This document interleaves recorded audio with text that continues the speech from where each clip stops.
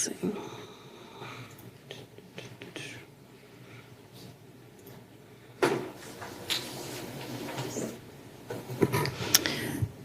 Okay, let's go ahead and go on the record. Good morning. This is Wednesday morning, December 5th. I'm Nancy DePel, Regulatory Law Judge, and we are back in session in file number ET-2018-0132. Preliminary matters this morning. We were going to take Mr. Ellis out of order and over the phone as our first witness. And then we will resume. I understand there's no cross-examination from the parties for Mr. Owen, so I will check with the commissioners to see if there were any commission questions for him. And then we'll resume the order of witnesses. So I will. Your Honor, before we call Mr. Yes. Ellis, I may need some guidance on procedure. The parties have generously waived cross-examination for Mr. Ellis, and I'm thinking that because of that, I would prefer to go ahead and have his testimony offered under the cover and strength of his affidavit, and have that finished, and then get him on the telephone, swear him in, so I understand the chairman has questions for him at that point. That sounds reasonable. So Mr. Ellis's testimony has been offered, and that has been previously marked. Let me see. Exhibit 650 and 651, Judge. Yes, Exhibit 650 and 651. Would there be any objection to Mr. Ellis's testimony? Seeing none, then we will admit Exhibit 650, which is the rebuttal testimony of James Ellis, and 651, which is the surrebuttal testimony of James Ellis.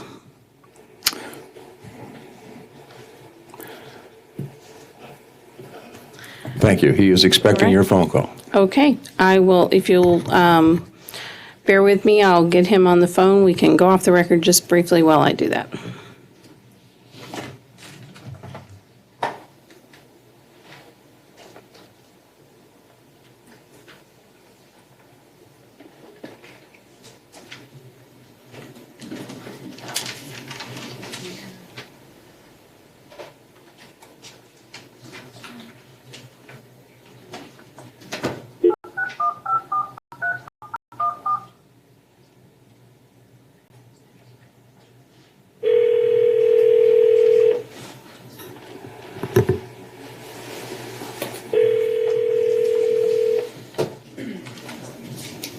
Hello, this is James Ellis.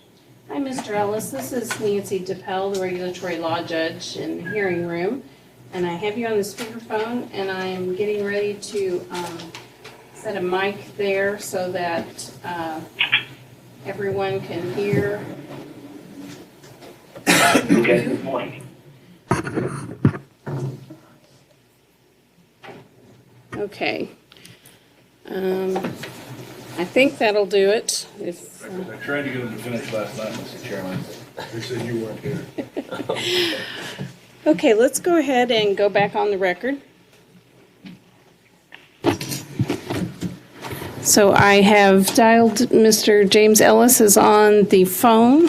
Okay, and hold on just one moment as I put him in Commissioner Roop's spot. I'll let him share my microphone. Oops, sorry.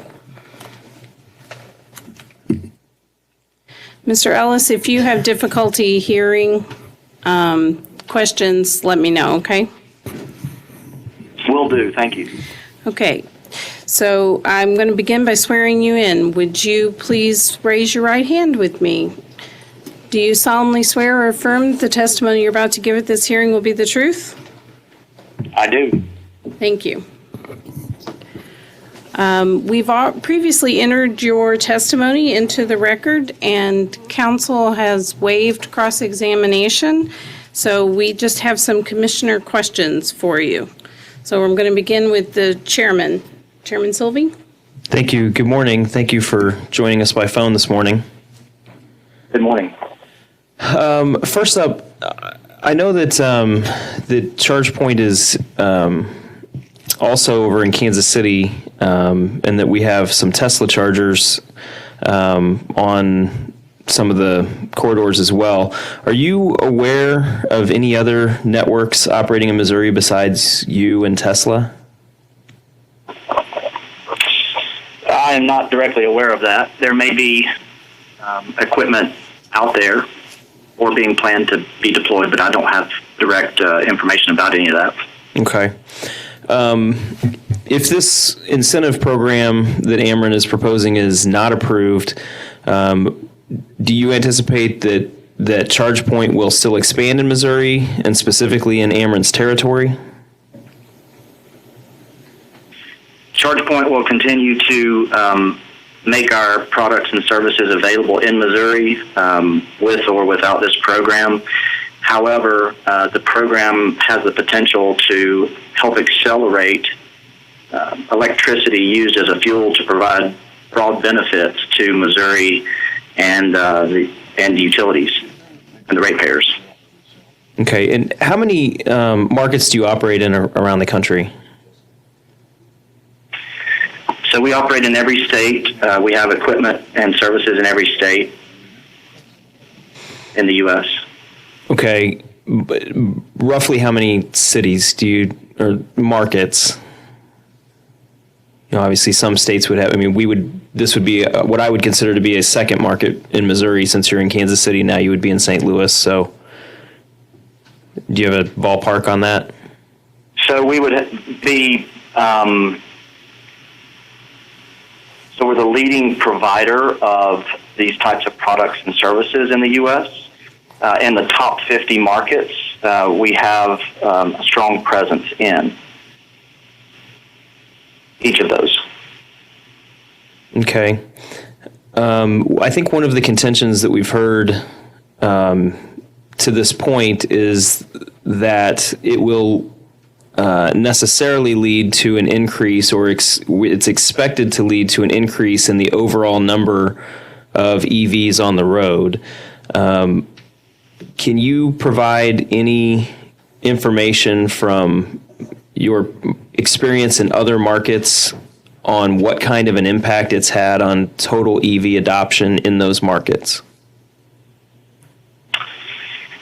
So EV adoption and electric vehicle infrastructure are correlated, but they're not the only, infrastructure is not the only barrier to adoption, or lack of infrastructure is not the only barrier to adoption. So in looking at the adoption, many factors go into that, including vehicle availability, the cost of the vehicle, general awareness of electric transportation, electric vehicles, the infrastructure, general awareness of the whole market dynamics, the infrastructure itself and the availability of infrastructure. If it's not available, then studies have shown that EV adoption is not going to be as broad as it would be with the infrastructure in place. But those other factors also have, play a role in the overall adoption. It's not one component alone. Do you believe it to be the primary component? I believe it to be one of three. Cost of vehicle and availability is one. Infrastructure availability is one. And general awareness of electricity as a fuel and the benefits of driving electric is the third. Okay. What is the time frame and process like this? For example, when when a workplace charging unit would be approved for an incentive under this program, what would be the lag between the time that incentive is approved and when people could actually start charging? How long does it take to deploy these?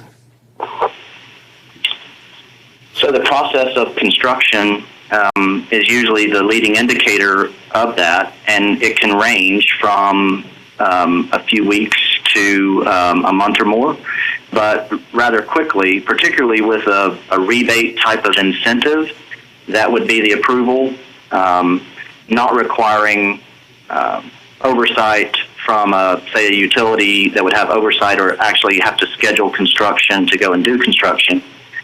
So, it could be as a couple weeks. It moves fairly quickly. Now, in the middle of winter, it may take longer than when better weather is available in the spring and summertime to install the infrastructure. Is it more involved for a long distance, like corridor type charger, than it is for, say, an L2 or an L3, or are they the same? Several questions in there. So, level 2 and and DC charging, let's just say level 3 actually starts at 90 kW and above, but typical fast charging, which would be around 50 kW, they're different, right? So the capacity may be different, the site may be different. Available capacity for level 2 potentially could be quicker, but really it's site specific. So each site would need to be assessed and then determine what requirements are needed to install the infrastructure and interconnect it, electrify it, and then make it operational. So it really just depends on the site characteristics. Okay, from a, I guess this is probably more of a technology standpoint then, looking at how this proposed incentive is structured, there's specifically L2, there's L3, and then on the long distance corridor, it doesn't designate. So is that a completely different level of charger on what would be a long distance corridor charger, or would,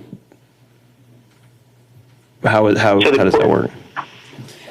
Sorry. I'm sorry, how does that work? Right, so DC fast charging is different from level 2 charging. DC is direct current that goes into the vehicle that charges at a higher rate. Level 2 is AC power that goes into the vehicle at a lower power, approximately 7 kW, depending on the car for level 2, and could be up to 50 kW or so for the long distance corridor. So those charging sites are going to be different. You may have a bank of level 2 chargers at a workplace or a multi-unit dwelling, multiple, up to 10, say, and a corridor may have 1 or 2, and that would be the faster charging, more analogous to a filling station model, if you will, where you pull in, you get a fast charge, and then you drive on. The level 2 is more applicable for vehicles that come in, park for several hours, and then maybe go on to a different location or perhaps move their vehicle during lunch in a workplace. Okay, so that kind of touches on another question I have about the corridor charging then. Who would you expect to apply for installation of corridor charging? Is this restaurants or hotels, or what do you see around the country when we talk about locations of corridor chargers? So corridors, you want to have the charging in a close proximity to the corridor itself. It wouldn't be something that would be 5-10 miles away that someone would have to, venture off their path of where they're going. So convenience is an important consideration in deploying that infrastructure. Now, again, each site is different. Each corridor is different. A landowner, a property owner, a restaurant with amenities is an ideal location. A grocery store, actually, that's close to a corridor could be a good location that we've seen because it has existing electrical capacity and wouldn't require additional cost associated with adding that capacity. It just improves the existing load factor of that. So different sites are, putting charging infrastructure in, and it really just depends on what's there.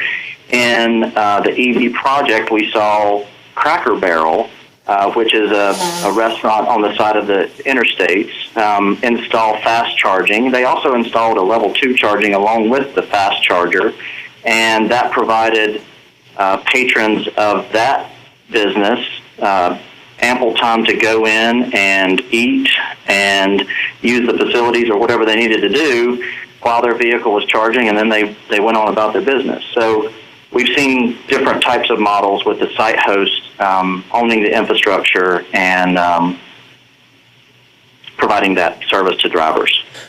So do they actually own the infrastructure, or are they buying a service from you? Like, who physically owns the equipment?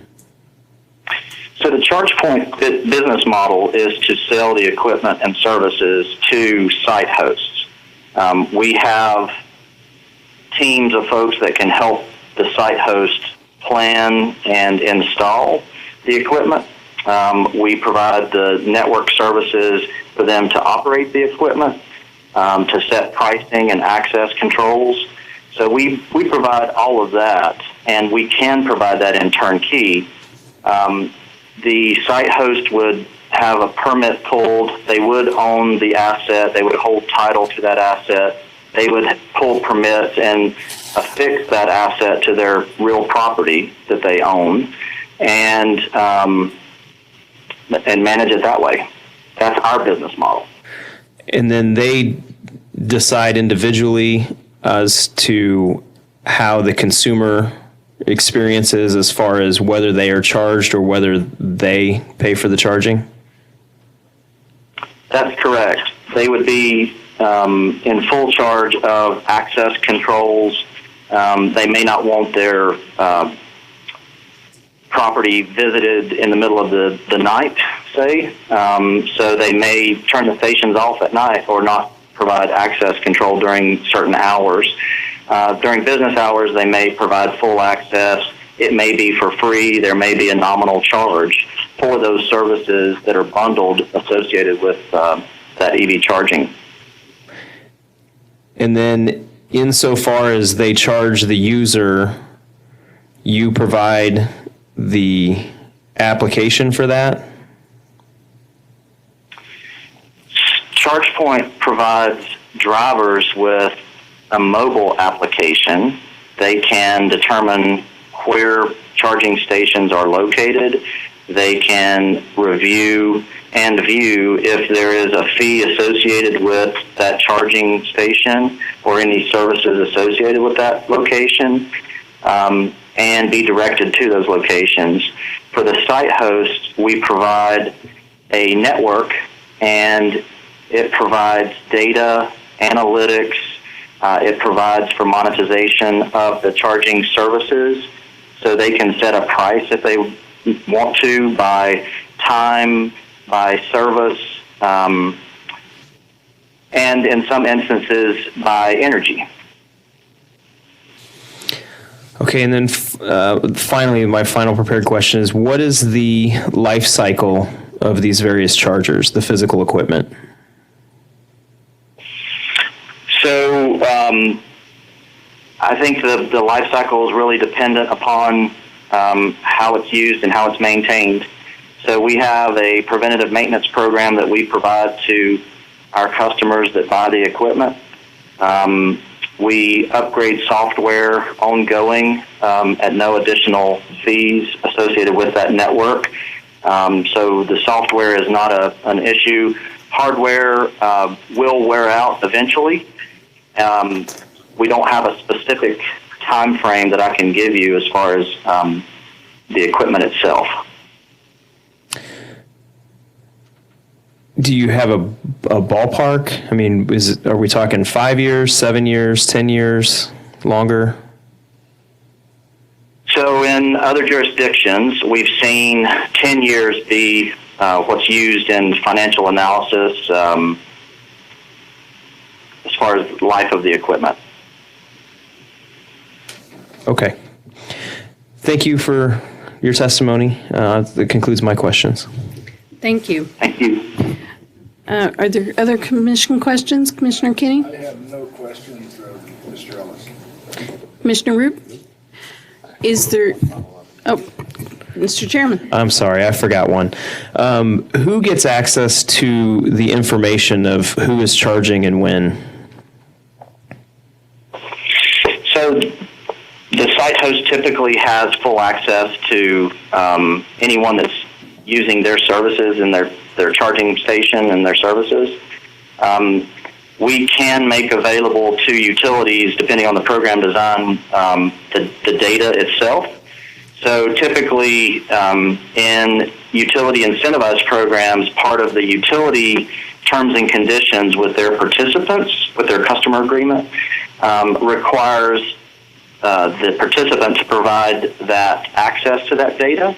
That's something that we do encourage and that we enable through our smart network.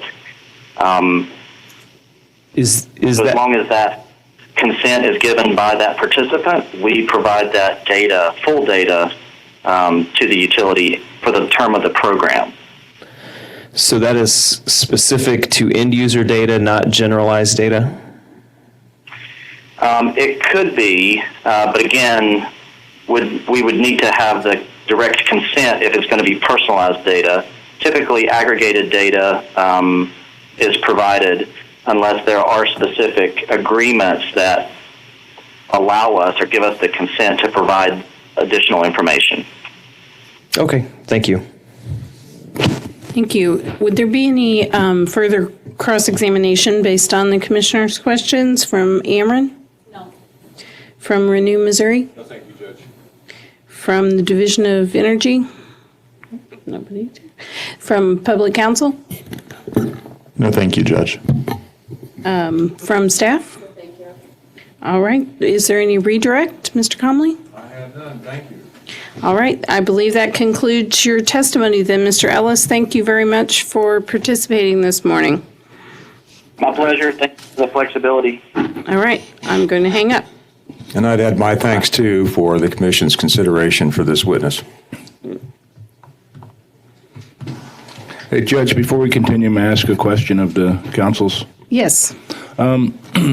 Ameren's tariff does not currently allow for sale for resale, is that correct?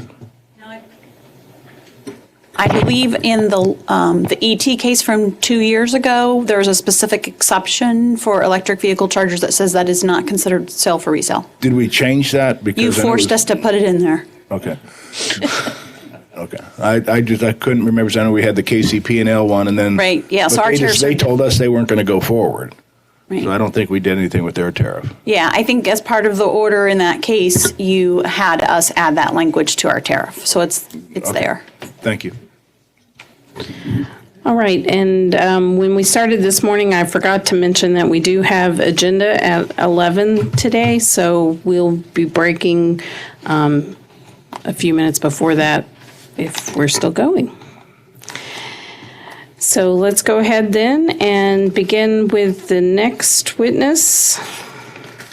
I believe we're up to then Renew Missouri. Judge, I believe we had scheduled Mr. Owen for the afternoon today, and you mentioned earlier you were going to inquire whether there were any questions from the bench. Yes, thank you very much. And I'll just quickly ask right now if the commissioners know if they will have questions for Mr. Owens later? Or Owen? I Commissioner? have no questions for Mr. Owen. Okay. It looks like there won't be any questions, so If that's the case, Judge, at this time I would ask to offer exhibit number 400, the surrebuttal testimony of James Owen, into evidence.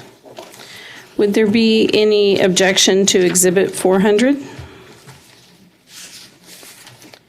Seeing none, then I will admit Exhibit 400.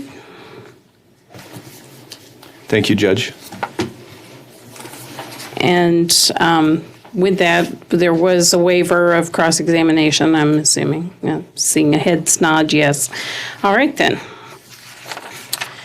Then that will bring us to Office of Public Counsel, and Dr. Mark has already made his way up to the witness stand. Do you solemnly swear or affirm that the testimony you're about to give at this hearing will be the truth? I do. Thank you.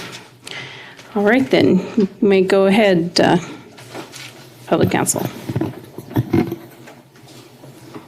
Thank you, Judge. Dr. Mark, can you please state and spell your name for the record? Jeff, Geoff, Mark, Marke. And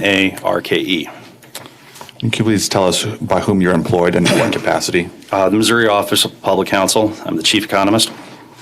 And are you the same Jeff Mark who prepared testimony, rebuttal testimony that has been pre-marked as OPC's Exhibit 200? Yes. Case? And did you not also prepare supplemental testimony, supplemental rebuttal testimony that has been pre-marked as OPC Exhibit 201? Yes. Notwithstanding your supplemental testimony, are there any changes or corrections you would like to make to your rebuttal testimony? I do have one change. It's on page 17 of my rebuttal testimony. I believe it starts at line 3. According to the response to OPC DR 2032, from 2010 to 2017, there were 905,455 conventional vehicles or non-electric registered in the Kansas City Power and Light, Kansas City, KCPL Missouri, and KCPL GMO service territories. During that same time span, only 2,789 EVs were registered in total, or and what I've got listed in my testimony in parentheses is 16.03%. The 16 should be struck. It should be 0.03%. With those changes in mind, is your testimony true and correct to the best of your belief and knowledge? Yes, And if I were to ask you the same questions today, would you give the same answers? I would. And the same is true for your supplemental rebuttal? Yes. In that case, I would offer Exhibits 200 and 201, the rebuttal testimony and supplemental rebuttal testimony of Dr. Mark. Would there be any objection to Exhibits 200 and 201? No objection. Seeing none, then I will admit those exhibits. And I tender the witness for cross-examination.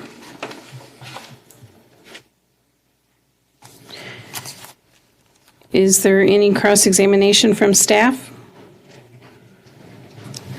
Good morning, Dr. Mark. Good morning. If you turn to page 18 of your rebuttal testimony, lines 10 through 11, you reference OPC being largely risk adverse when it comes to speculative value-added services. By speculative value-added service, do you mean services that are not necessary for safe and adequate service? Yes. OPC doesn't support the promotional practice variance requests in this case, is that correct? That's correct. Is that position consistent with OPC's views regarding promotional practice waivers in MIA? Yes.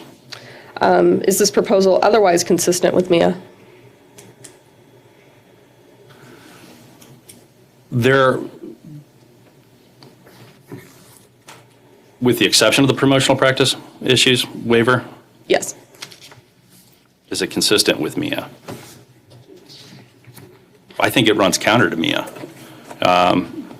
At least the business charge ahead program.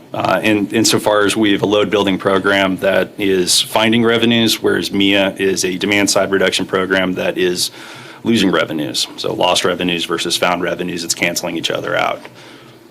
From a policy perspective, that seems to be contradictory. There's been some discussion and testimony that's framing your proposal, your risk-sharing proposal, as radical, as the utility may or may not recover all of what they believe to be prudently incurred cost. Are you aware of any similar risk-sharing proposals? I am. In fact, we've had several risk-sharing proposals actually approved by the commission. What comes to mind in Ameren programs at them are both Community Solar Program, the Green Tariff Program, Kansas City Power and Light Green Tariff Program. And I'm not sure I would characterize it as a risk-sharing mechanism. I'd prefer the term performance-based metric. I think we're trying to incentivize and trying to enable the utility to reach the goals that they clearly feel that they can reach. Would you agree that the alternative is total cost recovery, but the captive customers may or may not receive benefits from the expenditure? I think that has to be the concern for a state agency that's charged with protecting the public. So your testimony discusses free ridership quite a bit. Just to make sure we're on the same page by what we mean by free ridership, can you define what you mean by free ridership? An action taken that would otherwise be taken without the rebate incentive. Our concern on the free ridership is primarily on the forklift, the manufacturing element of this, the airport electrification program. Mr. Pickles spoke at length yesterday, and there's an interesting diagram that was posited before us as to how they came up with the free ridership issue. But it's a nuanced issue, but a very important one. From public counsel's perspective, at a minimum, there's a principal agent problem. Unlike MIA, where we have a implementer that represents one consulting firm, and we have an E&V contractor that represents a separate firm to confirm that what the implementer did was actually verified. In this case, all three elements are actually the exact same group. In this case, ICF. ICF was charged with gathering the market data. So on the front end, ICF would be charged with implementing the program, and then ICF would be also charged with determining whether or not ICF was successful. Now, Mr. Pickles, seemed to dismiss this out of hand by saying that the ICF is a billion-dollar company and it's publicly traded, and this is a drop in the bucket of their revenues. But I would argue that ICF is going to go ahead and contract out 4 or 5 individuals that are essentially going to live in the greater Ameren, Missouri service territory. Those 4 or 5 individuals have a financial incentive to make sure that where reasonable minds may differ as to whether the incentive induced that adoption or not. So I find a lot of flaws with Mr. Pickles' characterization or estimates of free ridership, not least of which is the design of the program itself. Putting aside the MIA issues, putting aside the promotional practice issues, which I know staff addressed at least at some length. So that analysis that you're referring to, I think that was marked as Exhibit 11, those program provisions that Mr. Pickles walked through that regarded the inspections and what he considered other free ridership mitigation safeguards, was that the first time you had heard of any of those? It is. And are those provisions in the tariff as proposed? They're not. And I take it you don't agree with his explanation and resulting illustration? I don't. We can look at that illustration right there. I mean, I would, the court reporter, and obviously this will be archived, but if you remember, the initial impetus behind this was to draw a circle and to slice it in half right off the bat and say half of the market is electric, the other half is not. If you just look at that right there, one would get the impression that 75% potentially is available for induced adoption of EV charging forklifts. So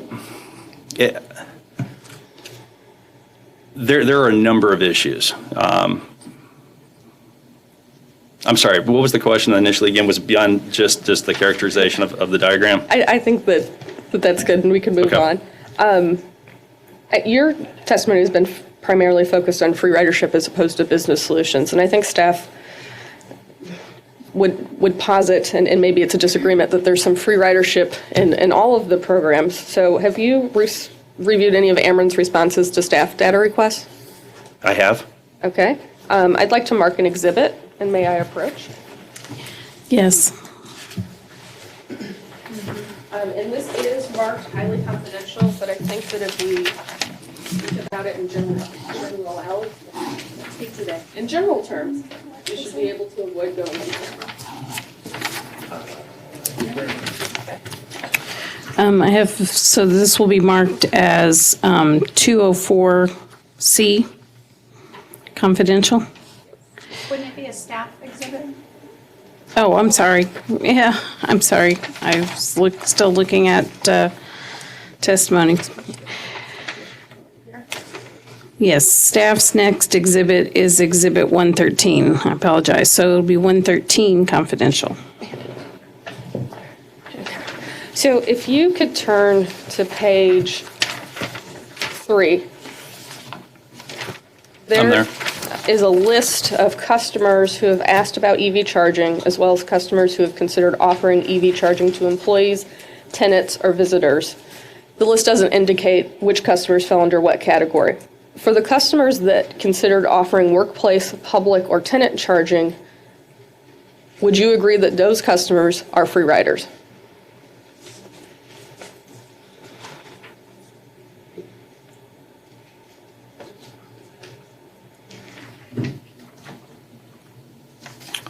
Can you repeat the question?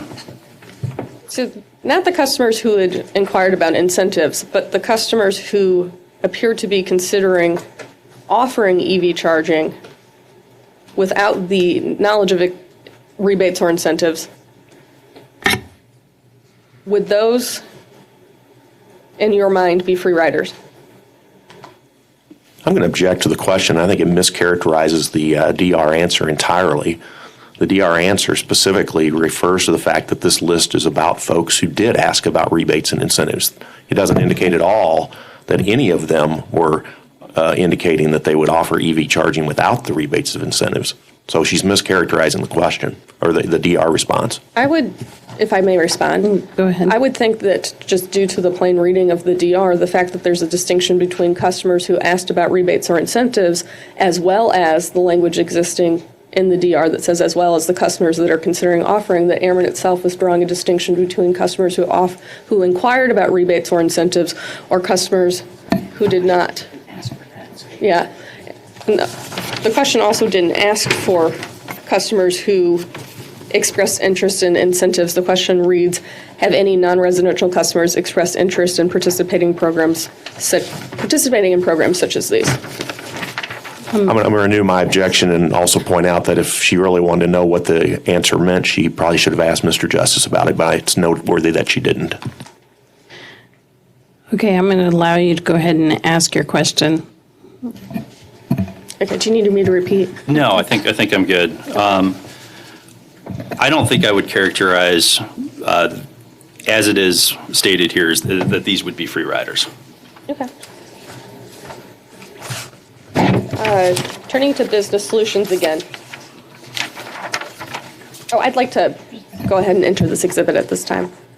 Would there be any objection to Exhibit 113C, which is the data request number 15? No. Seeing none, I will enter that into the record. So Business Solutions allows customers to apply for an incentive if they are expanding and adding to an existing fleet, correct? Yes. And would you consider customers who already own an electric forklift or belt loader and expand to buy an additional electric forklift or belt loaders to be free riders? Potentially. Why?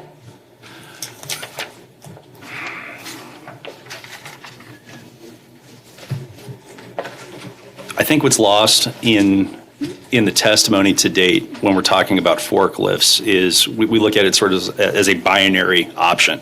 It's electric or it's internal combustion. And the reality of it is that there are many components that go into selecting the appropriate forklift. Mr. Pickles, in my testimony, went ahead and put forward data from the Industrial Trucking Association. In general, forklifts, the reason somebody chooses a forklift is not just because whether or not it's electric, which would fall under a classification of class 1 or 2 and 3 electric forklifts. In internal combustion, forklifts might be class 4, class 5. But it's dependent on the type of warehouse that they're operating in. So obviously, a class 3 forklift is very small, it's very narrow. It needs to go ahead and fit down hallways. Class 5 might be, if it's a diesel operating, it could be much larger. So obviously it's going to be handling outside.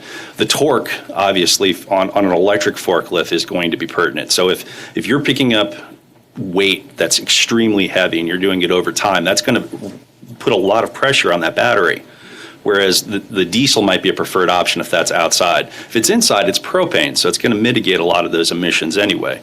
What's lost in translation in a lot of this is that when we're talking about electric forklifts, historically, back from 92 forward, we're talking about lead acid batteries. That's the predominant model that's on the market right now. So the market is generally saturated with electric forklifts. Moving forward, we've got new battery options coming on, ion batteries, fuel cells. And my testimony goes into great lengths. I included a Navigant study in GM2. If you look at that on page 1, what you see is a trending line, and it's all these new forklifts coming online. The opening sentence from this: a shift away from forklifts powered by propane, diesel, and other fossil fuels in favor of electric models for indoor applications started to occur in North America during 2009. To date, traditional lead-acid batteries have been the battery of choice of warehouse managers for class 1, 2, and 3 forklifts. This entire report basically says that the market has, not only has it already penetrated and moved forward, but it's going to get more and more advanced, moving with the technology. But there's more, because when you're looking at whether or not you're actually choosing to go ahead and select an electric forklift or another type of forklift powered by another type of fuel source, it's not, again, just whether or not I'm owning that forklift. Am I renting that forklift? Am I leasing that forklift? Am I buying that forklift outright? Am I buying a used forklift? What's the warranty behind it? All of these factors are factored in, to ultimately to that warehouse's decision point. So at the heart of it, what we're talking about here is a subsidy.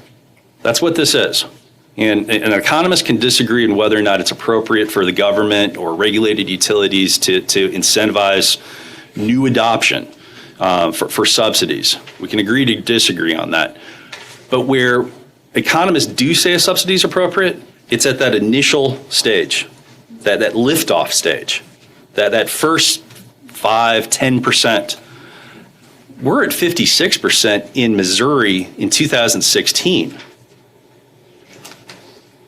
That's a saturated market. That's a commanding presence. That's why OPC is not in favor of the forklift program, but we are in favor of the EV charging station, with, I'll bet, exceptions. But that's an important difference. We don't want to just throw money at something that's just going to naturally happen, or what we believe is naturally going to happen, and that is right for free ridership. Are you familiar with the surrebuttal of Ameren witness David Pickles? I am. Could you turn to page 13? I have got a lot of documents. Unfortunately, I do not have the Ameren testimony in front of me. Yes.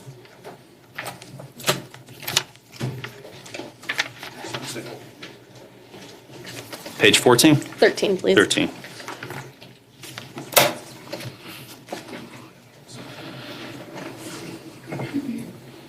I'm there. So Mr. Pickles lists unfamiliarity, skepticism, and fear, price considerations, including staff training, electrical infrastructure, wiring upgrades, floor space for a battery room, ventilation, lifting equipment for heavy batteries, and safety equipment as barriers for adoption that the Ameren Missouri incentive aims to overcome. Is that an accurate summation? That is what he has listed, yes. Do you believe customers who are expanding or adding to their fleet face those barriers?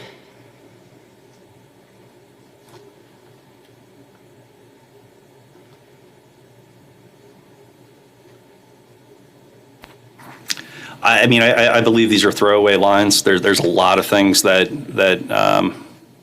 somebody that's expanding or adding onto their fleet have to take into consideration. So, sure, in terms of price, obviously that's going to be factored into it, whether it's, again, does it make more financial sense to buy something used, if you lease it, if you buy it? Is it going to do the job at the end of the day? I might be able to get an electric forklift, but it doesn't have the torque power to lift the products that I'm doing or to adhere to the sort of schedule that my workers are manufacturing. Then maybe I want to sit to propane.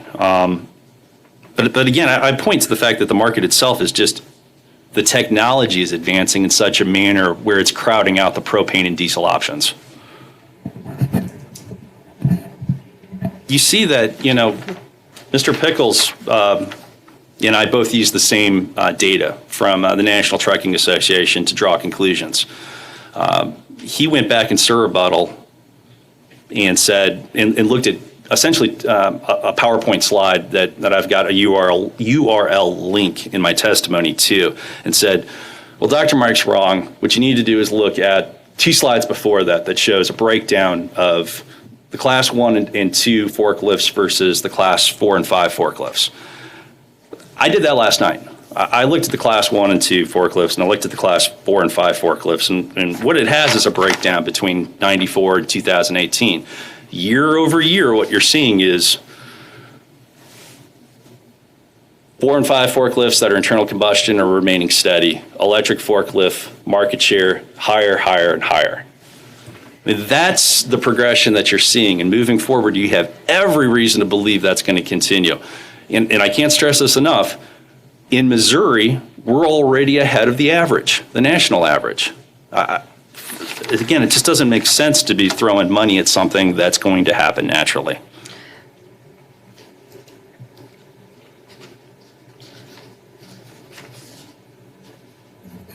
And just from a practical perspective, if you already have an electric forklift, you probably already have the technology, room space, wiring upgrades, and those wouldn't be barriers you would face. Could you agree to that? I would agree to that. And I would add too, and this has been put forward, it was put forward even in Ameren's opening, the cost to administer this program are very high. And 40%, 50%, if half of that is going right into ICF's pocket, irregardless of any sort of performance metrics that they have tied to their contract, I haven't seen programs designed that one lopsided, that we're essentially giving more money to the implementers to go ahead and produce the program. So again, I feel like the program is flawed. I think on page 25 of Mr. Pickles' rebuttal, in response to your very point there, he cites the same barriers that we just went through as a justification for the level of program cost. Is that like an accurate summation of probably lines 1 through 7? That's what Mr. Pickles says, yes. Would you agree that the amount of time and effort, and therefore the appropriate amount of program expense for customers who already own electric equipment and therefore are familiar with it, would be lower? Let's just look at this reasonably here. I mean, I think Mr. Pickles in his initial direct testimony has a schedule. I don't have it in front of me. Essentially, I want to say it's approximately 600 plus forklifts that he's identified. He looked at the entire Ameren, Missouri service territory. So there's about 650 forklifts, half of which, more than half of which are already electric. So we can't do those. They're already electric. We want to go ahead and move those other ones and then induce any future electric forklifts. That's not a lot. And he has a 5-year window to move this, right? I mean, this isn't necessarily something that's going to happen tomorrow. So over a 5-year period to do what's a pretty niche element, it's much smaller. This isn't necessarily like a MIA program. I would take issue with that much money being allocated towards your administrator.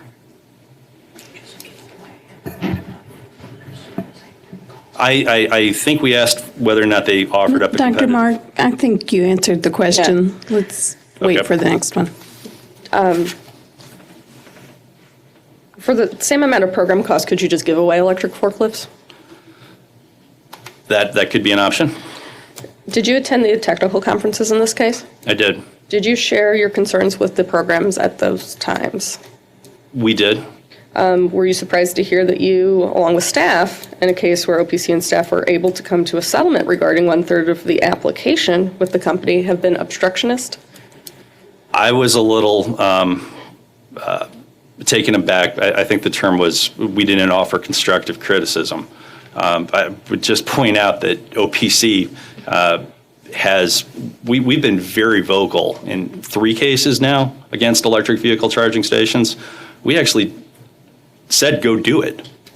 We've got an offer out there. I think that's the definition of providing constructive criticism, is that we would like to see a path forward. So I'm not entirely sure what the foundation is for that.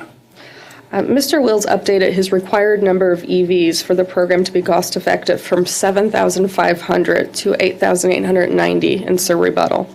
With that change, does OPC support changing the, I think you were calling it a performance incentive, to reflect that update? That seems appropriate. Would you say it's fair to characterize OPC's position in the Charge Ahead EV program as the details of the tariff and the program don't matter as much as long as there is that performance incentive and the shareholders have skin in the game, versus staff's position is that a sharing mechanism might not be necessary. What really matters is that the tariff is appropriately designed with details, including but not limited to budgets and parameters being in place? I would agree with that. I think, and I have no problem saying this, I think Ameren did a great job in designing this compared to their previous iteration and compared to what we saw on the west side of the state. When we picked the numbers, we selected those. I mean, those are numbers taken straight from Mr. Will's testimony. Those are numbers that he's confident would happen. Can you explain how those numbers will happen based on the tariff in this case? The tariff definitely needs work. I would admit to that, yes. Okay. Do you have any? I have no further questions. Thank you. Is there cross-examination by ChargePoint? No questions, thank you. Renew Missouri? No, thank you, Judge. Ameren? Yes, Your Honor. Morning, Dr. Mark. Good morning.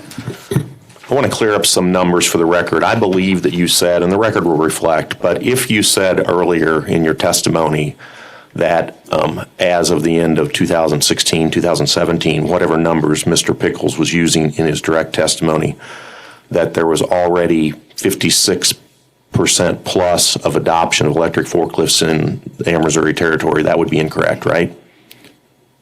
It's not 56 something, is it?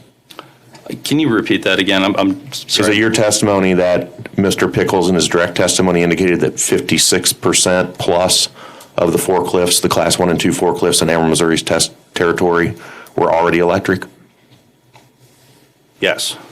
Would you turn to your rebuttal testimony at page 6, line 5?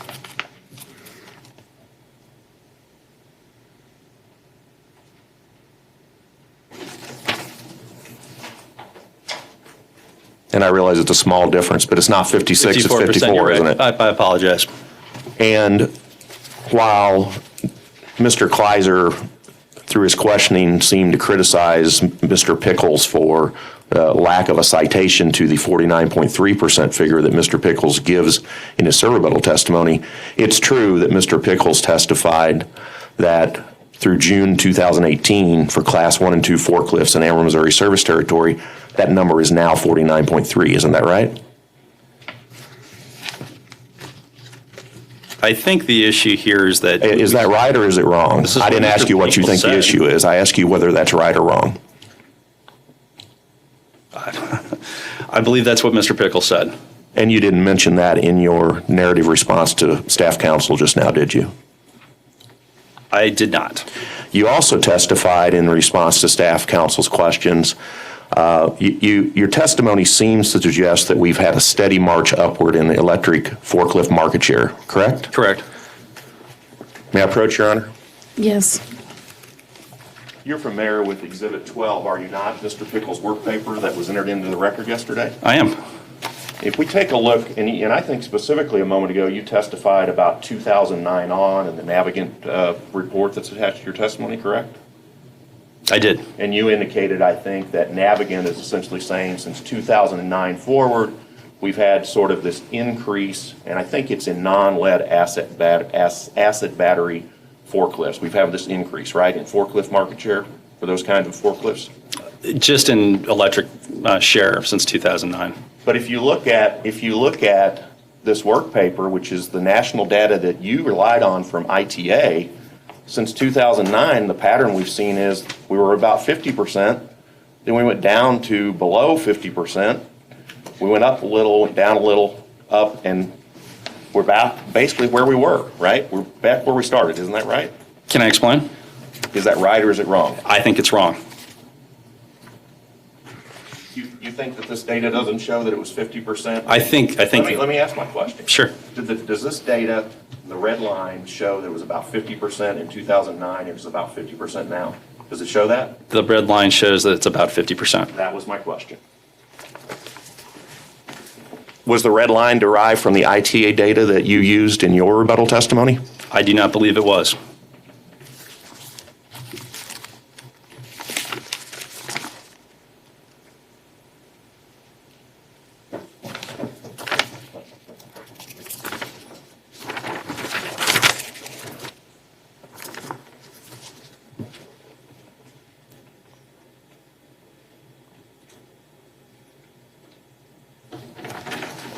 May I approach, Your Honor? Yes. Dr. Mark, I'm going to hand you a document and ask you if you can identify it. The ITA data that was utilized. The PowerPoint. ITA data, that's the same PowerPoint you referenced in your rebuttal testimony, is it not? It is. And the data on page 17 is the data that you relied upon to come up with your numbers in your rebuttal testimony, correct? It was actually the slide on page 19. But yes, the slide on 19 is informed by data that's on 17. The slide on 19 uses data from 17, does it not? It does. If I look at Mr. Pickles' work paper, Exhibit 12, the second page, and I look at the column on page 17 of this ITA presentation that has Class 1 and 2 forklifts, I'll see the same numbers, will I not? 36,747, 36,747. Is that right for 1994? Yes. If I look at the internal combustion numbers, I'll see the same number on Mr. Pickles' work paper as I'll see on the ITA presentation, right? That's right. And if I went through 94 to 2016 and I looked at Mr. Pickles' work paper where he pulled those same numbers, I will see the same numbers, will I not? No. Which numbers aren't wrong in your estimation?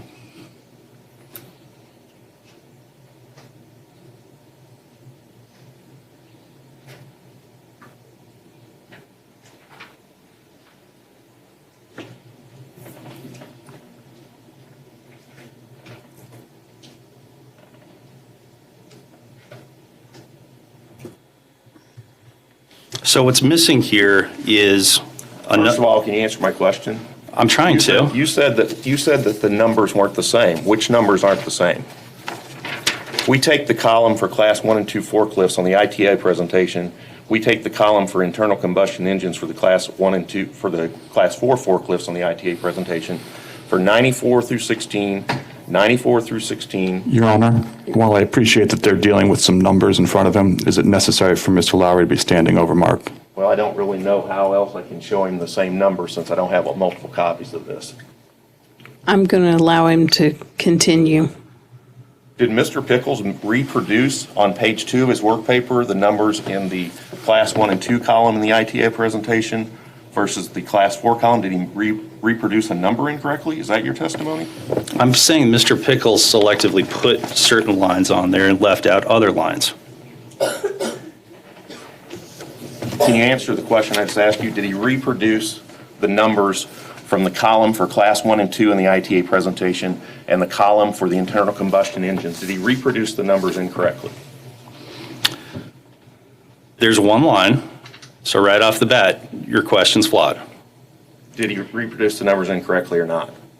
I'm confused at this point. We have one line here. You asked me if there was a line, if he reproduced the Class 1 and 2, and if he reproduced the Class 4 and 5.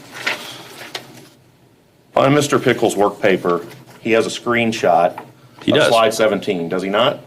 He does. Is that screenshot an accurate reflection of slide 17 in the ITA presentation? I don't believe it's an accurate representation. I think you need to see all of the data to form a reasonable conclusion. Well, you still haven't answered my question. I think I have. If we take the column in Mr. Pickles' work paper for Class 1 and 2, okay, and we take the numbers for 94 through 2016, and we take that same column in the ITA presentation on slide 17, are the numbers the same or not? I don't know. Well, take a look at them. I can't with only one line listed. You're telling me that you can't look at these, however many numbers this is, and look at the same numbers here, and you can't tell me or the commission if those numbers are the same? Mr. Lowry, I understand your frustration. One, please look at the data. Just take a look at Answer my it. question. Can you tell Let me interrupt, since we appear to be getting nowhere here. Dr. Mark, are the numbers on one slide the same as the numbers on the other slide? Not drawing any conclusions. Are the numbers the same? There's one set of numbers on one slide. There are 8 sets of numbers on another slide. tell you what. Depending Okay. on how you put them together, it matters. All right. Perhaps, I'll do this a different way. Okay? You cited this I did. presentation in your testimony, did you not? I did. And you pulled a graph from this presentation, correct? I did. Your Honor, I don't have copies of this, but I'd like to mark this exhibit. We'll put it in the record, and it'll show whether the numbers are the same or not. I think that Please. would be helpful. Ameren's next exhibit is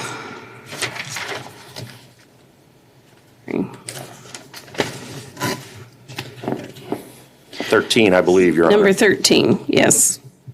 And we'll get copies at a break and get those for you, Your Honor. And do any of the council need to see what Mr. You've got. Lowry is offering? We have copies. We have copies. Okay. Would there be any objection to Exhibit 13, which is, can you describe that? It's an industrial truck organization PowerPoint presentation involving forklifts, I think might be a good way to describe it.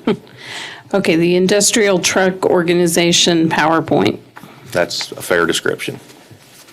Would there be any objection to Exhibit 13? Seeing none, then I will admit Exhibit 13.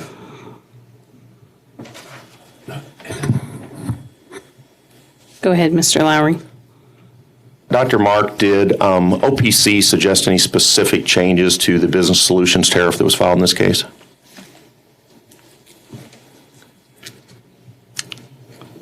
We recommended that it not move forward. On the assumption that it were to move forward, did OPC suggest that there were ambiguities in the language or something that would improve the tariff on the assumption that it would go forward? We did not. Now, you indicated that the costs were high, administrative costs, implementation costs, and you said something about half of the money going into ICF's pocket. Do you remember saying that? I do. Some of the expenses for implementation are simply reimbursement for out-of-pocket expenses. Wouldn't you agree? I don't know the foundation for that. Well, if ICF personnel are going to travel to Missouri, for example, by airplane to the St. Louis area to do marketing, education, implementation, et cetera, they're going to incur airline costs, aren't they? It's administrative cost. And that's not going to go in their pocket, right? That is true. If they stay in a hotel, that's not going to go in their pocket. They're going to pay the hotel, and then they're going to get reimbursed. It's not going in ICS pocket, right? That's correct. So not necessarily all that money is going in, to use your words, ICF's pocket. Isn't that fair? That is fair. Now, you recognized, I think, that Ameren Missouri's EV proposal, it's not the same as KCPL's proposal because Ameren Missouri is not seeking to rate base any equipment, right? That's correct. And as a consequence, you think Ameren Missouri's program is better than KCPL's program, right? Yes. Now, both of the proposed programs at issue in this docket involve the company paying incentives for the stated purpose of inducing the use of electric-powered equipment instead of equipment powered by an internal combustion engine. EVs in the EV case, industrial equipment in the business solutions, right? Yes. The idea, and I think you indicate this in your rebuttal testimony, is that electrical equipment will create more electric sales. The company would then have more sales over which to spread its fixed costs. That's the idea, right? That's the idea. And under both of the proposed programs, as the company has proposed it, from the time the company spends that money until it later gets cost recovery in a future rate case, the company is not asking to rate base those expenditures or to receive a carrying cost on those expenditures in that period of time, is it? No.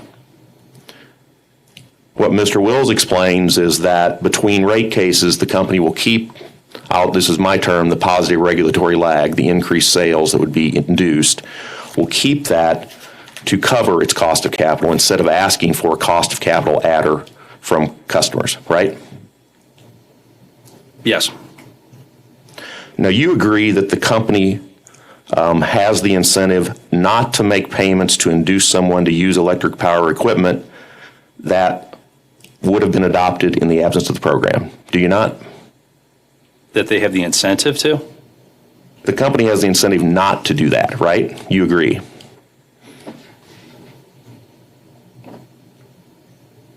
Let me state it differently because it must not be a good question. The company doesn't have an incentive to make payments to somebody to somebody that would have bought the electric equipment anyway, right? The company doesn't have an incentive to do that. I would say that's true. In fact, what the company's trying to do is only pay incentives to people who wouldn't have otherwise bought the electric equipment to get additional sales to cover that cost of capital between rate cases, right? That's the idea behind it. Now, another benefit the company says these programs have is an environmental one, right? Yes. And while you would contend that the environmental benefit would be greater if Ameren Missouri's generation mix was less dependent on coal than it is today, you do agree that given the charging patterns the company indicates should be expected, that any increased emissions from coal-fired generation to provide the energy to cover the consumption of these electric vehicles will be more than offset by replacing the internal combustion engines in the cars and equipment that's being replaced, right? I wouldn't characterize it as more than offsets. Do you have a copy of your deposition? I do. Would you turn to page 121? Well, let me first ask you, before I ask you that, you don't agree that the offset will be greater than the increased emissions from whatever additional coal-fired generation? Is that your testimony here today? In an aggregate over time, it would. Okay, in an aggregate over time, it would be. Yes. And you agree that the company is adding a significant amount of wind generation? That's still in the process, but yes. And those additions are going to, as we move forward, are going to continue to make Ameren Missouri's generation mix greener than it is today? Greener than it is today's, yes. Which will continue to improve continue to enhance the benefit, the environmental benefit we would see from adopting more electric vehicles or the electric powered equipment? More renewables would help that, yes. Now, in your rebuttal testimony at page 20, lines 21 to 23, you claim that Ameren Missouri would have certainty in its EV proposal while customers would have uncertainty. Do you remember saying that? That sounds familiar. You said page 21? Page 20, lines 21 to 23.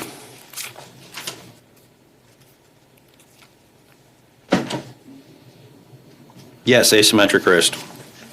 What you said was no person in a transaction should have certainty about the outcome while the other has uncertainty, especially when one of the parties in the transaction is captive. Was that your testimony? That is my testimony. Your claim that Ameren Missouri has certainty under the EV program as proposed is an overstatement, is it not?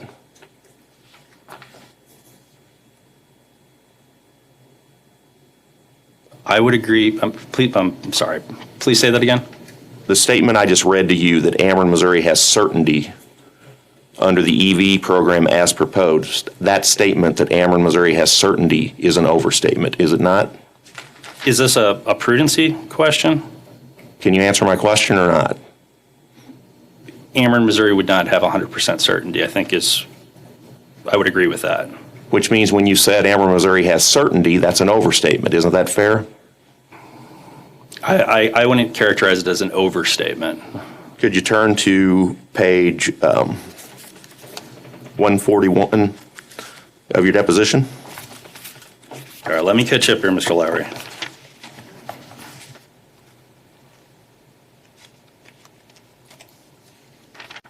All right, I'm there. And I'm looking at starting at line 20 on page 141, continuing to line 7 on page 142. I did take your deposition last week, correct? Oh, definitely. And, oh, definitely. Were you under oath at that time? I was. Were you capable of answering questions honestly at that time? I was. So let me ask you, if I ask you the following questions, if you gave the following answers. Question, you indicated at page 20, lines 11, or lines 21 to 23 of your rebuttal testimony, and you can look at it, but I'm going to paraphrase and correct my paraphrasing if you don't think it's accurate. Okay. But you claim that Ameren, Missouri would have certainty in its proposal for Charge Ahead EV while customers would have uncertainty. That was the point you were making, right? And your answer was yes, correct? I see that. And then I ask you, question, isn't it an overstatement to say that Ameren, Missouri would have certainty?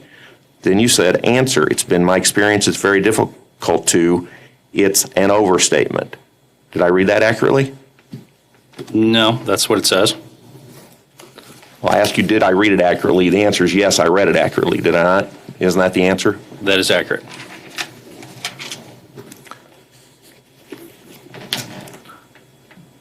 And the reason Ameren, Missouri doesn't have certainty is that if it spends $11 million on the EV program, but doesn't induce more EV adoption, having done so, since it's not putting that $11 million in rate base, it will actually cost itself money. Isn't that right?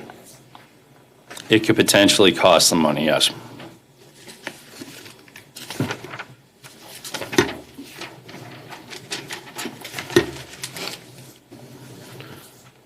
Now, you pointed to some cobalt supply risks in your testimony, and I think your point was that the risk could increase, that battery cost could increase because of this cobalt supply issue, and that could be a headwind against EV adoption. That was your point, right? In part. Now, you agree that the cost of batteries has come down quite a bit in the last few years despite the cobalt issue you identified, correct? I do.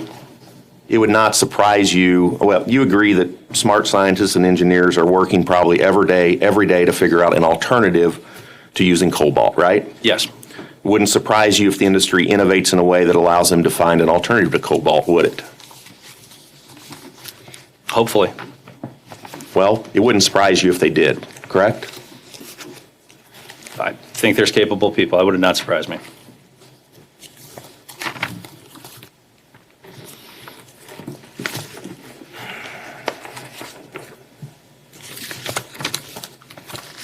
Let me see if there's something here. I don't have it. Never mind.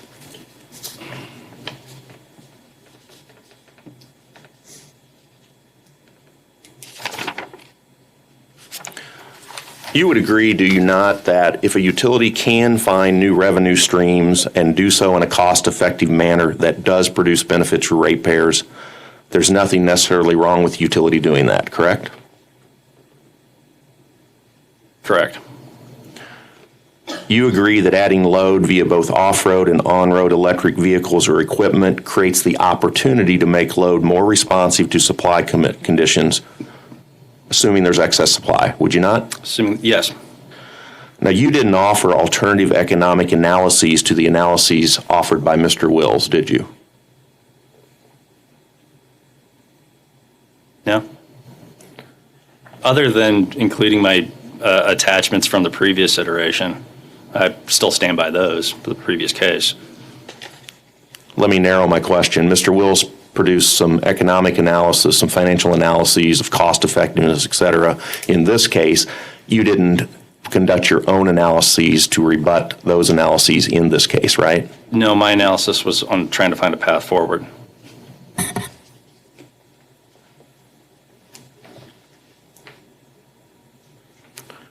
Mr. Wills presented some residential charging powers in his rebuttal testimony, and you agree that the Progress Energy and ICF patterns that he depicted in that testimony are reasonable depictions of what you would expect. Do you not? Could you point me to the position where that issue came up? Well, do you not know if you I don't agree? have Mr. Will's testimony in front of me. How about if I give it to you? Okay. You recognize that as Mr. Wills' rebuttal testimony? I do. And on page 35, that's the page I handed you, did I not? I remember, yes. And you agree that the Progress Energy and ICF patterns for residential charging are reasonable depictions of what we should expect, do you not? Yes.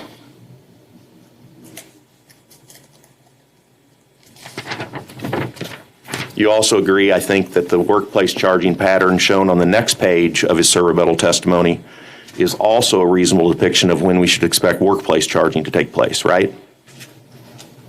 I'm going to ask again, Mr. Lowry, do you remember where in my deposition I mentioned this? I do, but I need you to either be able to answer my question or not first. I think that, I believe my response was they're reasonable, assuming it's being priced accordingly. Well, let's turn to page 119 of your deposition. Okay. Let me ask my question again. Please. Do you agree that the workplace charging pattern shown by Mr. Wills at page 36 is a reasonable depiction of when workplace charging is probably going to take place? Do you agree with that or not?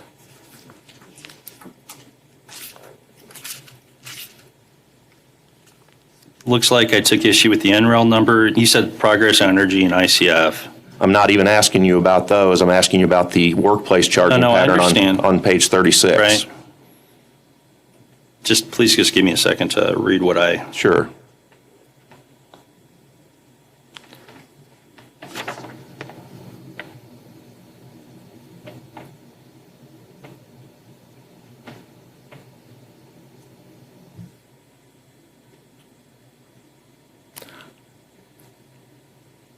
Is it your testimony today you cannot give me an unqualified answer of yes to the question I just asked you? I don't think that's what I'm saying. Okay.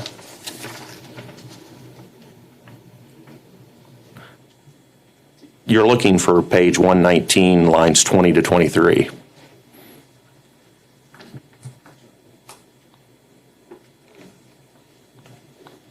I think my response was yeah. Yes. Without a qualifier without an unqualified yes, was it not? Yes. And while there's subjectivity in developing the around town charging pattern that also is shown on Mr. Wills' serve testimony, page 36, you would agree that it depicts a reasonable charging pattern for public charging as well, correct? This one? That's right. That's the around town one, right? That's the public charging pattern load shape, correct? Yes, it is. And you would agree that that is a reasonable depiction of a charging pattern for public charging as well, correct? Yeah, I believe the comment that I made was we don't know. But yes, sure. I'm not asking you what you said a week ago. I'm asking you for your testimony today. Do you agree that that public charging load shape in Mr. Wills' testimony at page 36, that it depicts a reasonable pattern for public charging or not? Do you agree with that? I would agree. Now, to the extent EVs would charge at the time of system peak, so they would charge in whatever hour Ameren, Missouri's system peaks, Okay. there would be some additional capacity costs incurred, right? There would. But Mr. Wills did account for the increased capacity costs that he estimated would occur for EVs charging during that period in his analysis, did he not? Yes.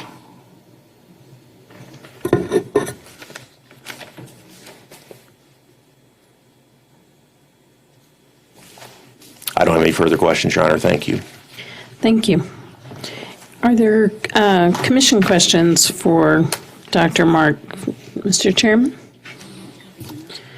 Commissioner Kinney? No, thank you. I appreciate it, Dr. Murphy. He doesn't need. Commissioner Roop? Good morning. Good morning. So when it comes to forklifts, absent a price on carbon, will we ever hit 100% adoption of non-fossil fuel type of forklifts? And if it's not 100%, where do you see the market capping out at? I'm optimistic that the technology is advancing in such a manner. Really, I think it's a matter of torque. I think as long as you're able to go ahead and the extension of that battery, right? So you look at manufacturing processes, they're more 24-hour shifts, right? I'm thinking Amazon, I'm thinking these sort. The technology should advance to that point. I mean, it already is. And the Navigant study goes at length talking about that. And they've got what I think are conservative projections moving forward. And I don't remember what their projections were. Can you ballpark? Well, I think more than anything, what you're seeing is a change in the service economy, right? And I know Mr. Lowry and I had that exchange earlier over specific numbers, but Which was riveting, by the way. I'm sure. At the end of the day, I think what's lost in that translation is that we're quibbling over 45%, 50%, 60%. It's a commanding market share, and everything is pointing that that's going to be more pronounced moving forward. If this was at that EV point, which is the other phase of this, that 0.06% that we see in Kansas City Power and Light, there'd be a stronger argument to induce that market as a subsidy. So you mentioned Amazon. Isn't Amazon switching most of or has planned to switch theirs over to hydrogen type? You're right. Yeah, and hydrogen is another one, and that from an environmental standpoint is a good one too. And the Navigant study does talk about that too.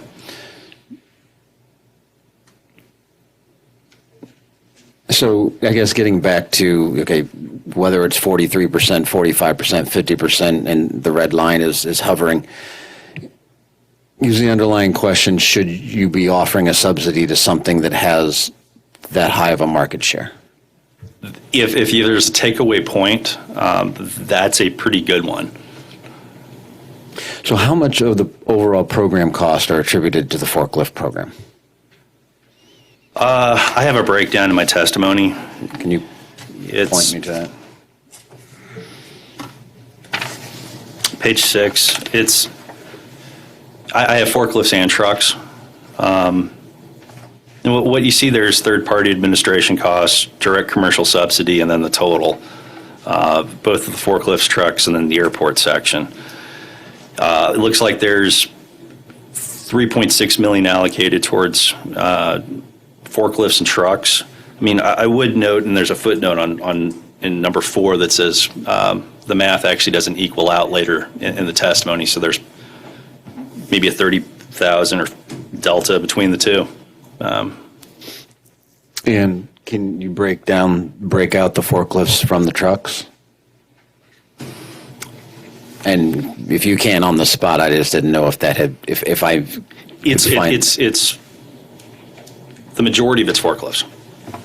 It's less so for trucks. I don't remember the exact number. So if you removed the forklift piece from this entire program, the entire program cost would come down significantly. It would. Okay, thank you. All right, is there any further cross-examination from staff based on commission questions? I had a question from Commissioner Roop about the program cost tied to forklifts. Under the tariff, can Ameren reallocate the remaining truck money to forklifts under its discretion? My understanding is they can. And have you seen sub-budgets for any of these programs? Sub-budgets, can you help me maybe provide an example?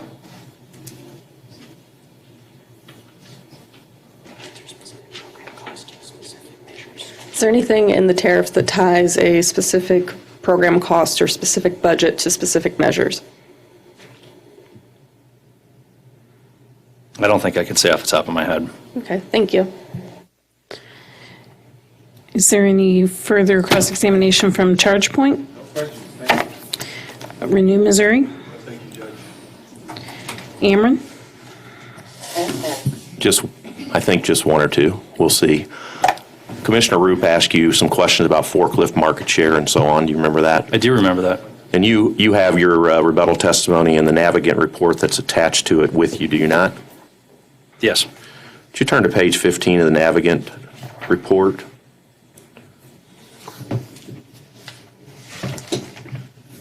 I'm there. The second sentence on page 15 indicates that conventional lead-acid batteries are expected to remain popular in the North American forklift market in the near future because of a well-established supply chain and the conservative nature of the forklift sector. Did I read that correctly? Yes. And turn back to page 13 of that same report.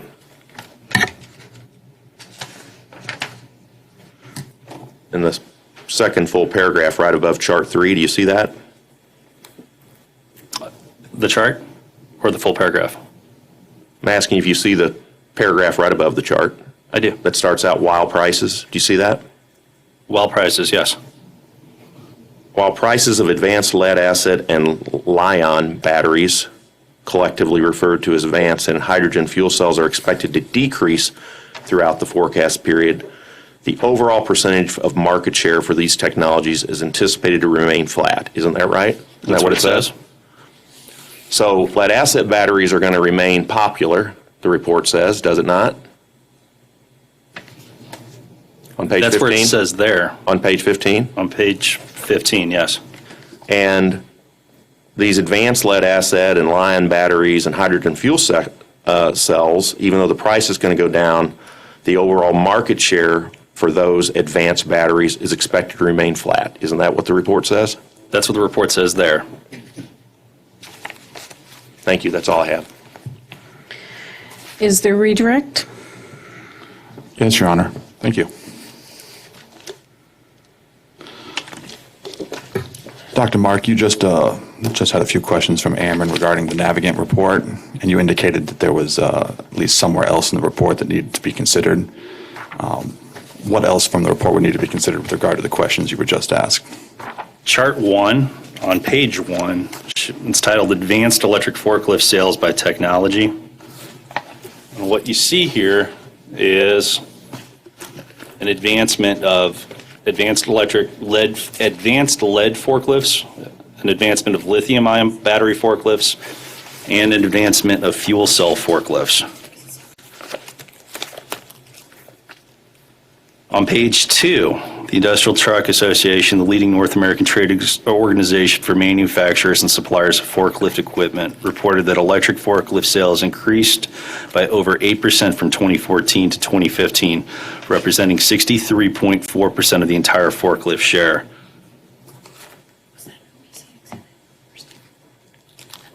On page 5, oh, it's their donors. For those that are more interested in the advancement of electric forklifts and potential there, I would just encourage to read the Navigant study.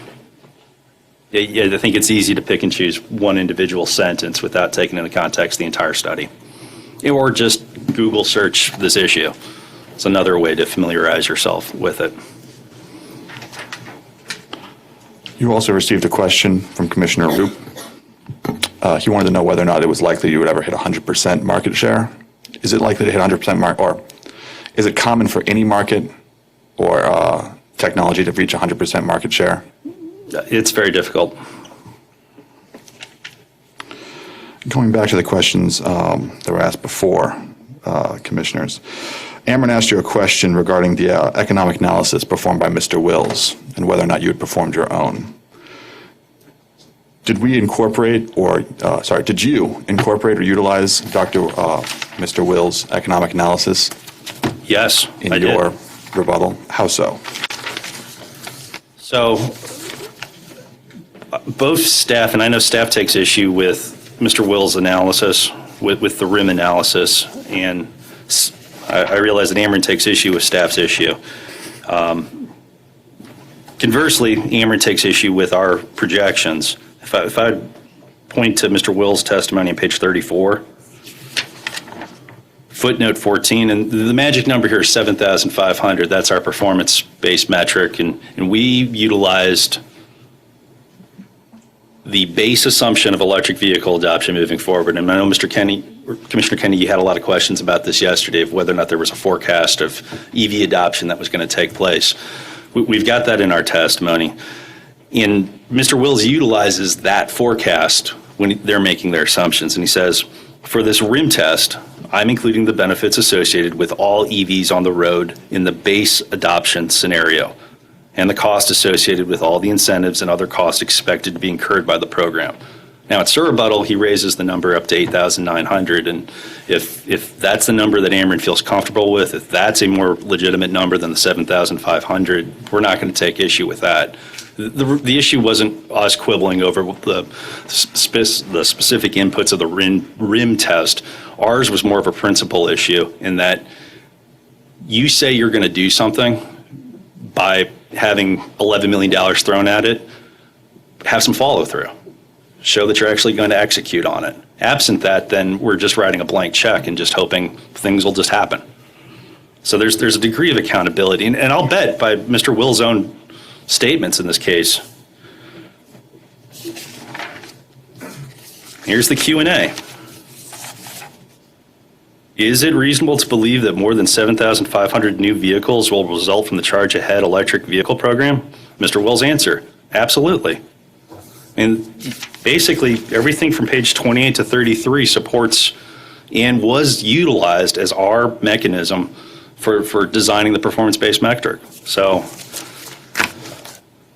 yes, we did utilize their numbers.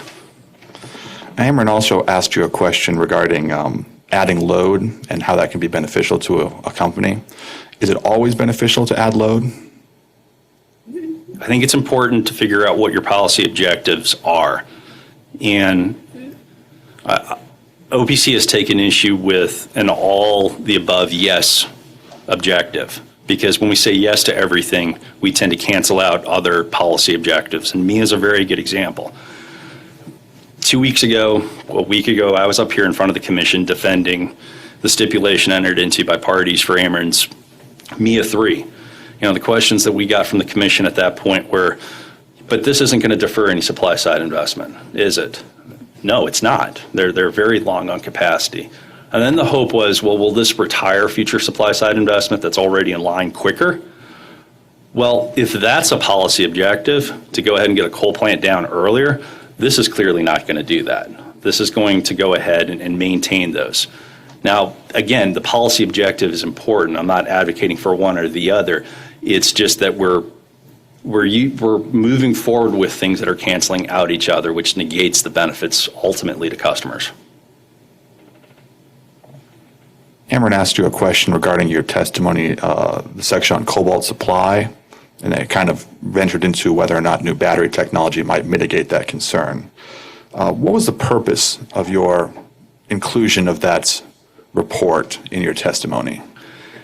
Let's assume for a second we don't come up with a new alternative to the lithium-ion batteries, and that's a precious mineral, cobalt, right? And the point of including that in there was that there was a degree of risk that this might not materialize.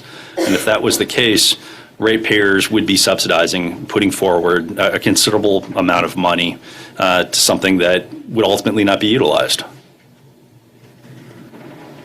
There's a lot of uncertainty all around, and it's the idea behind the performance-based metric is to recognize that on both sides. Well, speaking of certainty, there was some discussion about whether or not Ameren would have certainty, and you agree that Ameren would not have 100% certainty under their proposal. I think specifically Larry talked about the idea that they were going to bear the risks for the carrying cost of their program. Do you have an idea of what that risk might be or how much that might be? I hesitate to say a rounding error. In the great scheme of things, when we're talking about Ameren, Missouri's overall revenue requirement and the amount of money we're talking here, it's a drop in the bucket. And conversely, that could be an argument to say, well, that's not that much risk exposure to ratepayers. Obviously, there's a concern with precedent with that. Every dollar matters. So a slight increase to bills to, low-income communities, and just really the market in total isn't something that we take lightly. So we want it to be prudently spent dollars. It's been our experience after the fact, it's extremely difficult to go ahead and argue a prudency on an issue.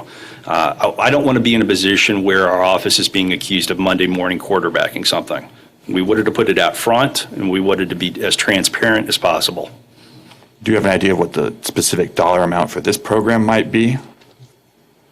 For Ameren's risk? Or what Ameren claims it is risking, the carrying costs? I believe we had done a back-of-the-envelope calculation and came up with about $200,000. It's a bit dependent on rate case timing. There was some discussion on the environmental impacts of Ameren's proposal, and I believe you had mentioned, and I'm probably going to misquote this, that in the aggregate over time, this would be environmentally beneficial. Are there other concerns that we need to consider in determining the full environmental impact of this proposal? If we were in Washington, where it's largely hydro, I think there's a very strong environmental argument, and there has been in that state, to go ahead and push aggressive EV adoption. We're in a state and in a region that's predominantly fossil fuel. If the goal is to reduce emissions, which I'm not sure that is the goal of what we're set out to do, there are more cost-effective means of doing that. And the timing matters. And to staff's point before, in those load-shaped curves, when you're charging, this matters. So if you're charging it at peak hours, you're absolutely more inclined to go ahead and use fossil fuel intensive energy sources than not. Absent having a price incentive, a price signal to consumers to charge during this time as opposed to another time, you're negating a lot of those environmental benefits. You were asked whether or not Ameren would have an incentive, I believe that's a term that was used, and I'm going to paraphrase this, and I'm probably going to butcher it, to pay someone who would otherwise not have adopted. I think that was kind of the question. Correct me if you think I'm wrong. Is this all the same? Is this also true for ICF? No. And this is the principal agent problem. Again, with Ameren, we really do have a differentiation between those that design the program, those that implement the program, and those that evaluate the program. Obviously, scale matters on something like that. In this program, you have all three of these activities being done by one company. And at the end of the day, regardless of that company's size, there's going to be a handful of people that clearly have a perverse incentive. And I'm not questioning their ethical integrity. It's just a principal agent problem, and it's well documented in literature. You were asked a question about whether or not we had made suggestions or proposals to change the business solutions tariff, and you answered no. Is there a reason for that? We have issues on a macro level with promoting an aggressive load building program in conjunction with a demand side reduction program that's somewhat questionable to begin with. We've got issues with the promotional practice issues. Putting those two things aside, we took issue with the design of the program itself. That is why we didn't even get to the point where we were offering meaningful testimony on MIA and its interplay with the Charge Ahead program, or the interplay of the promotional practices or prohibitive promotional practices and the Charge Ahead program. We saw a flaw right off of the bat with the design of the program itself. Do you still have a copy of, I believe it was Exhibit 12, the Pickles work paper that was entered into evidence yesterday? I don't in front of me, no. All right, well, in that case, permission to approach. Go ahead. Not sure if I'll be marking this with exhibits. I'll explain in just a second. Let me give you 6 copies.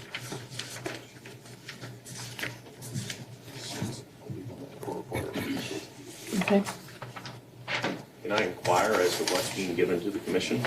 I will start with this second. Okay. Let's complete your copy. All right.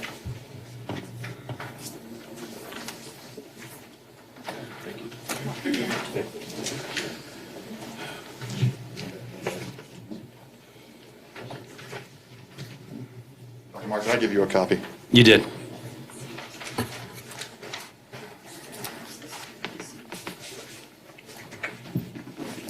Just to make clear what we have in front of us here, this is data from that same North American lift truck industry that you relied on, correct? Correct.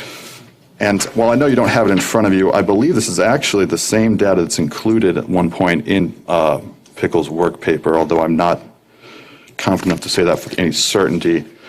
I suppose it's best to go ahead and ask this to be marked as an exhibit. I would be up to 204, I believe.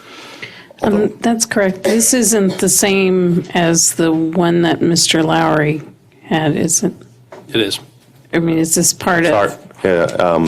Page 7, unless they've come up with some other source, page 17 of Exhibit 13 already has this exact same information on it. We just wanted to supply a larger version so it was easier to read, essentially.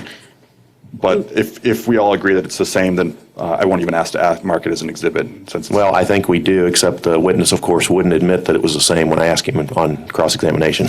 That's not fair. Okay, well, we'll not get into that, but Mr. Lowry, do you agree that this is the same as, and what page again? Appears to be exactly the same as the date on slide 17 of Exhibit 13. Okay, I may just attach this to that copy if it is in fact more legible by the time it gets scanned into EFS. Yeah, when we give you these copies that we're going to provide, of course, you're going to have the full page in the exhibit. So. Okay, that's fine. Well, that would have been much easier. Never Sorry. mind then. Anyways, there was obviously a protracted discussion regarding these numbers, and you had some concern with how Mr. Lowry was characterizing some things. Can you please just walk through what your concerns were or help us understand what the issue was? So my issue was with Mr. Pickles' work paper. I'm not going to go down that rabbit hole. I don't think it's worth going down. That's available. It's on the record. I would ask the commission just to look at the numbers here. You've got 4 columns. One column's a years. It's between 94 and 2016. The second column is electric riders, classes 1 and 2. That's electric. Class 3 is electric too, but those are smaller forklifts. We don't count those. We're not incentivizing those. So just dismiss Class 3 altogether. And then the last column is Class 4 and 5, and that's internal combustion. If you just compare column 2 to column 4 on a year-by-year basis, what you'll see is the gap is narrowing. Year over year, you're getting more and more electric compared to the internal combustion.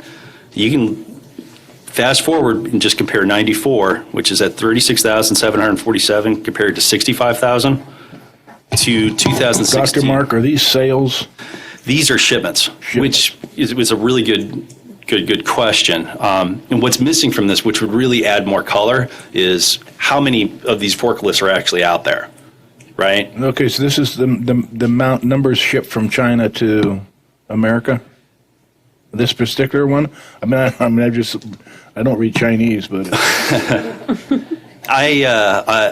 my understanding is that the Industrial Truck Association represents about 90% of the forklift operators and manufacturers in the world. Well, you said these are the numbers shipped. I'm just trying to understand. Are they shipped from all machines shipped from overseas, or all machines shipped from a plant to an industry, or all machine? What is that? Because I don't. This is just a partial of the. I'm just curious, so I can follow it. It's a good question, and I don't have an accurate answer for you whether or not those are international shipments and domestic, or just international. This is some finite set that's an historical perspective of whatever numbers are the same numbers and they don't vary. But I mean, by that I mean it's the same queue. So whether it's international shipments, whether it's total units shipped from anywhere, it's all the same. Right. All right, thank you. And both Mr. Pickles and I use these numbers, so if there's any. The takeaway point that you should look at this is that the electric forklift share is becoming more and more dominant year over year. And obviously there's going to be variation. What's the biggest impact on U.S. shipment of forklifts? The economy. And you can see that in 2009, there's only 28,000 forklifts going out that year. Not a lot of manufacturing. Obviously, that's going to be picking up here, for a variety of reasons, a more robust economy. Now, Now factor in the Navigant study, which says that moving forward, you're going to see more ion electric forklifts and fuel cells. And to Commissioner Roop's point, hydrogen too. I'm aware Walmart signed a contract not too long ago for 1,000+ hydrogen forklifts that they wanted to utilize. So clearly the movement is away from internal combustion forklifts. And that is consistent with the Navigant report you relied on as well, correct? Yes. Dr. Mark, do you still have a copy of Mr. Pickles' rebuttal? I do. Good. Could you find figure 1 for me? Unfortunately, I gave you mine, so I can't tell you what page number it's on. Page 11. Thank you. There was some discussion, and I'm hesitant to say this. I think someone said 49.3. I think it's actually 49.6 in the diagram. That's what Mr. Pickles has represented as Ameren's market share. Do we know where those numbers have come from? So this is the rabbit hole. This is where Mr. Lowry and I were taking issue with. We've got one line there, right? And my issue was with, you should have more than one line if you're going to be comparing this. Where are the electric forklifts in relation to the industrial, into the internal combustion?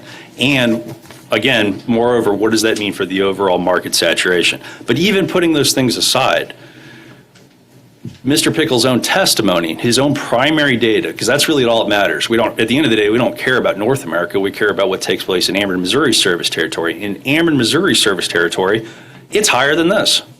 It's 54%.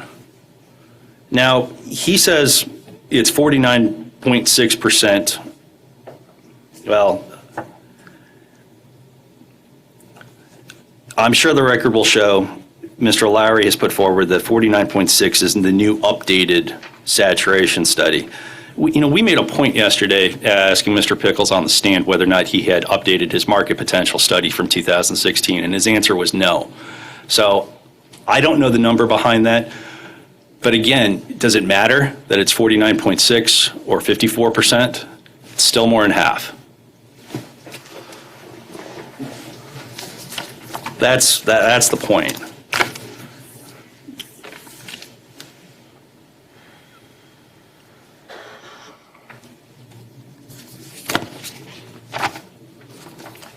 All right.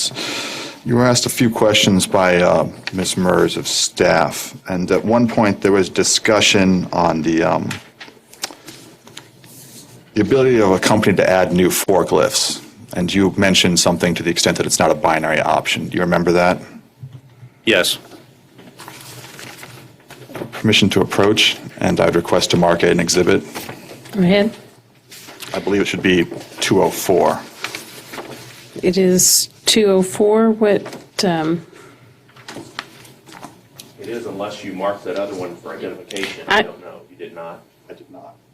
I did not. Okay. We agreed that it was the same as the page on your Thank you, Your Honor. previous exhibit.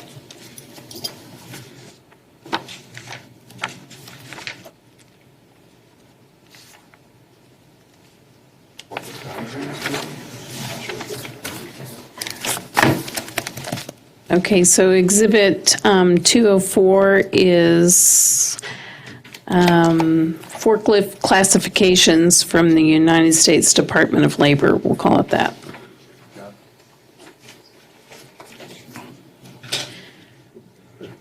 This really is more information about forklifts than I ever thought I would need to know regulating public utilities.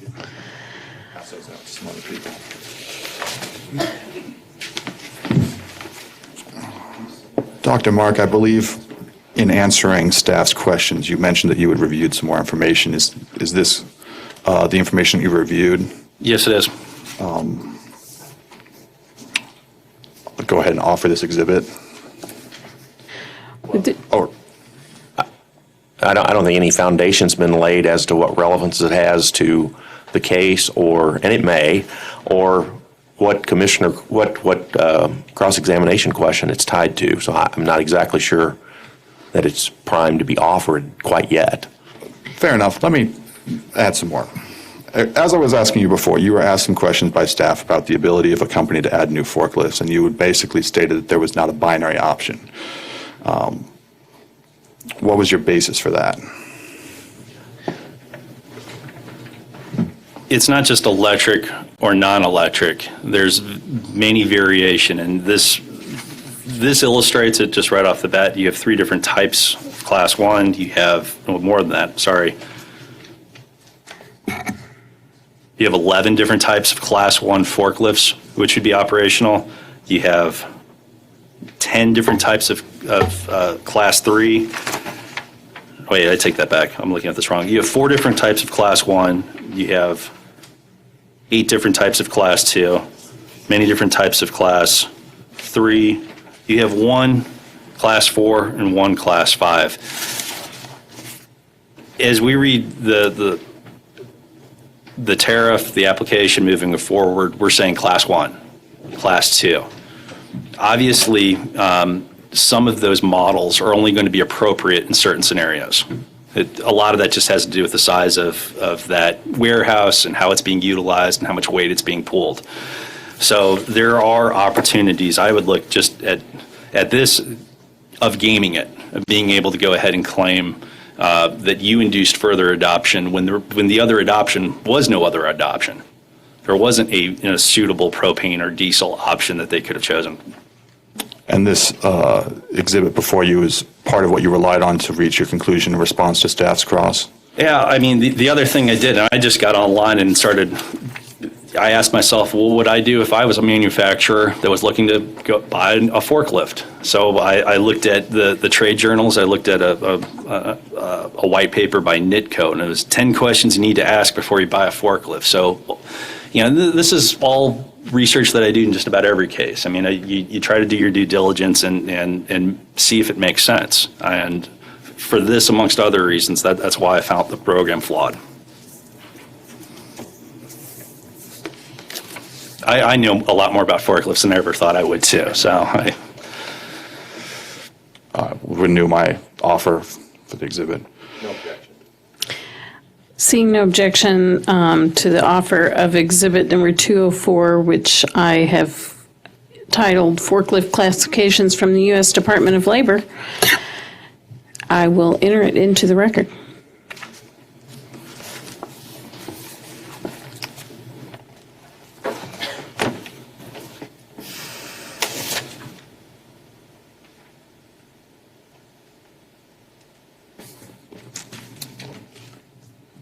I think I have just one last question. Very early on, staff kind of asked you whether or not this was asked you a question that involved the term speculative value-added service. Just could you provide a simple definition for that, just so the record makes clear what you mean? So value-added I'm going to service. object to it's been asked and answered. That's the exact question the staff asked him, and he gave a definition. It's cumulative, and it's been asked and answered. I do not believe staff asked him what it meant. I believe staff asked him whether or not his testimony claimed that it was a speculative added service, and I would ask that there be just a definition. I'm going to allow your question. I believe it was a slightly different question. What do you need for safe and reliable service? It's a value-added service, having electricity, being able to use your lights, being able to heat your home with an electric space heater, or cool your home with an air conditioner. These are value-added services. Nobody can test that. That's why we have that's why we have this regulation as a proxy for the market. Speculative added value services is this new frontier, and it's a gray area, and it falls into areas like electric vehicle charging stations. Is that the domain of the natural monopoly? Should that be a venture for the free market? Right now, we can say, and the numbers bear this out, that very, very few people actually have electric vehicles today. Is it, to the extent that utilities encroach on that market, that's going to inhibit additional entries from wanting to move forward and add investment into it. So the speculative part is just that. It may or may not come to fruition. We don't know whether or not it's going to work. And there's an inherent risk when we talk about markets like that. When you have a risky product, they're rewarded. If you've got money to invest, you do that. Natural monopolies, contrastly, you expect them to be around. They're safer investments. There's a reason for that. So Lawrence Berkeley National Labs has spoke at length about this. There was a white paper that came out on value-added services. It was sort of a three-part perspective. They looked at the consumer advocate perspective. They looked at the... Your Honor, I'm going to object as this answer has been completely non-responsive to the question that was asked. He was asked for a definition. He gave the definition, and now he's peppering the record with all kinds of policy statements about his point of view. I will direct the witness to please just answer the question. I think you answered the question with regard to the value added. Go ahead, Mr. Did you have another question? No more further questions. Thank you, Your Honor. All right. We did have just a couple of questions from Commissioner Kinney during that regarding the total number of shipments of forklifts. Would there be any further redirect about that issue only? I assume, Your Honor, I don't know any more about the source of those shipments than Dr. Mark does. Okay. Seeing that, then I believe that concludes Dr. Mark's testimony, and you may step down. Thank you. Thank you, Your Honor. Your Honor? Yes, sir. I would note that it's approximately 10:30 by my watch, and I believe we have to break at 11. Were you planning to do staff witnesses, or? Well, I was about to ask you all about your, I'm assuming there is cross-examination of staff witnesses. There is. All right.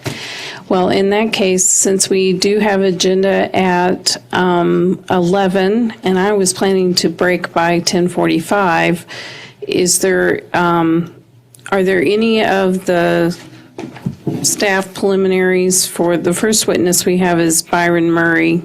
Is there any of the staff preliminaries for Mr. Murray that we can get out of the way in 15 minutes? Or is the preference to go ahead and break now? I don't care if she wants to put him on and get the testimony admitted. I don't think it will be done by 10:45 with the cross. Okay, well, let's go ahead and have Mr. Murray come up. We'll just get his testimony admitted, and then we'll break after that. We'll save cross for after agenda. Let's look forward to it.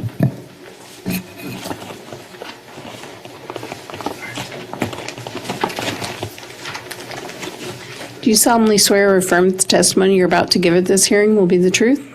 I do. Thank you. You can go ahead then, Ms. Murs. Will you please state and spell your name for the record? Byron Murray, BYRON MURRAY.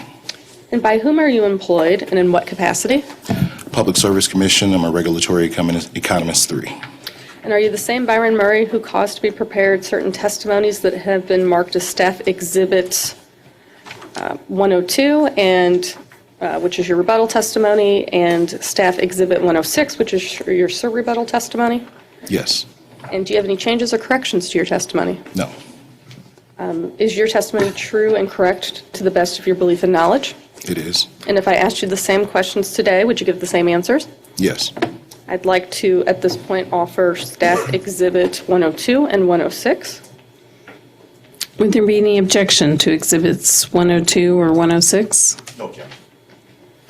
In that case, I will admit Exhibit 102, which is the rebuttal testimony of Byron Murray, and Exhibit 106, which is the rebuttal testimony of Byron Murray. And then let me just ask, which staff witness is sponsoring the staff report that's been marked as Exhibit 100? That will be Staff Witness Sarah Lange. Okay. All right. Well, I believe then we'll save cross-examination for after agenda. And I'm not sure how long agenda is going to last, but I'd say about 30 to 40 minutes. We've got 10 items, so nothing controversial. One closed case, discussion, maybe 30 minutes. okay, let's plan to return at,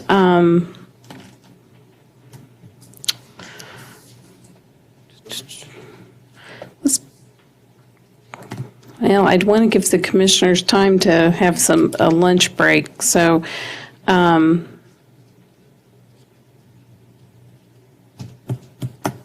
say 12:45 or 1, if they want to give 45 minutes from us. let's plan to return at 12:45. Let's go ahead and go off the record.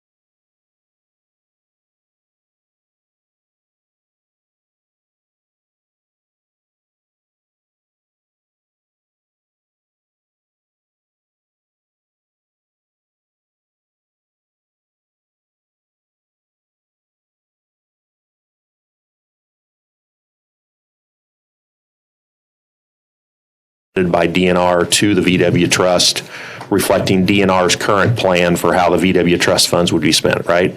That is correct. Now, this plan has not yet been approved by the VW Trust, correct? That is correct. Excuse me.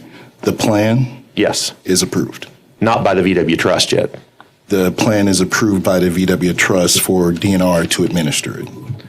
The plan's been submitted to the VW Trust, but the trust hasn't given its official approval yet, isn't that true? On the EV Collaborative's plans or application? On this plan that I just handed you, that you just identified, has the VW Trust signed off on this plan yet, the trust itself?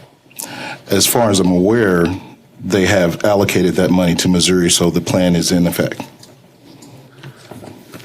Would you take a look at your deposition, please? At page 42, lines 9 to 11.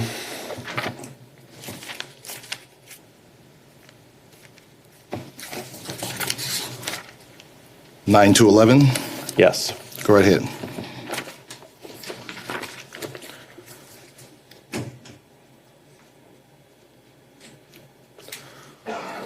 And I want you to confirm that I asked you the following questions. You gave the following answers during your deposition. Question, and is it your understanding that this plan has been submitted to the trustee of the VW Trust to make sure it complies with all of the terms and so on, and has to be approved eventually by the VW Trust? Answer, that's correct. And it hasn't been approved, as far as you know, is that right, by the VW Trust? And your answer was, not that I am aware of. Did I read that accurately? You did read that accurately. Now, your rebuttal testimony at page 4, it reproduces a table from the DNR plan that you identified a minute ago, does it not? Which testimony? Rebuttal testimony, page 4.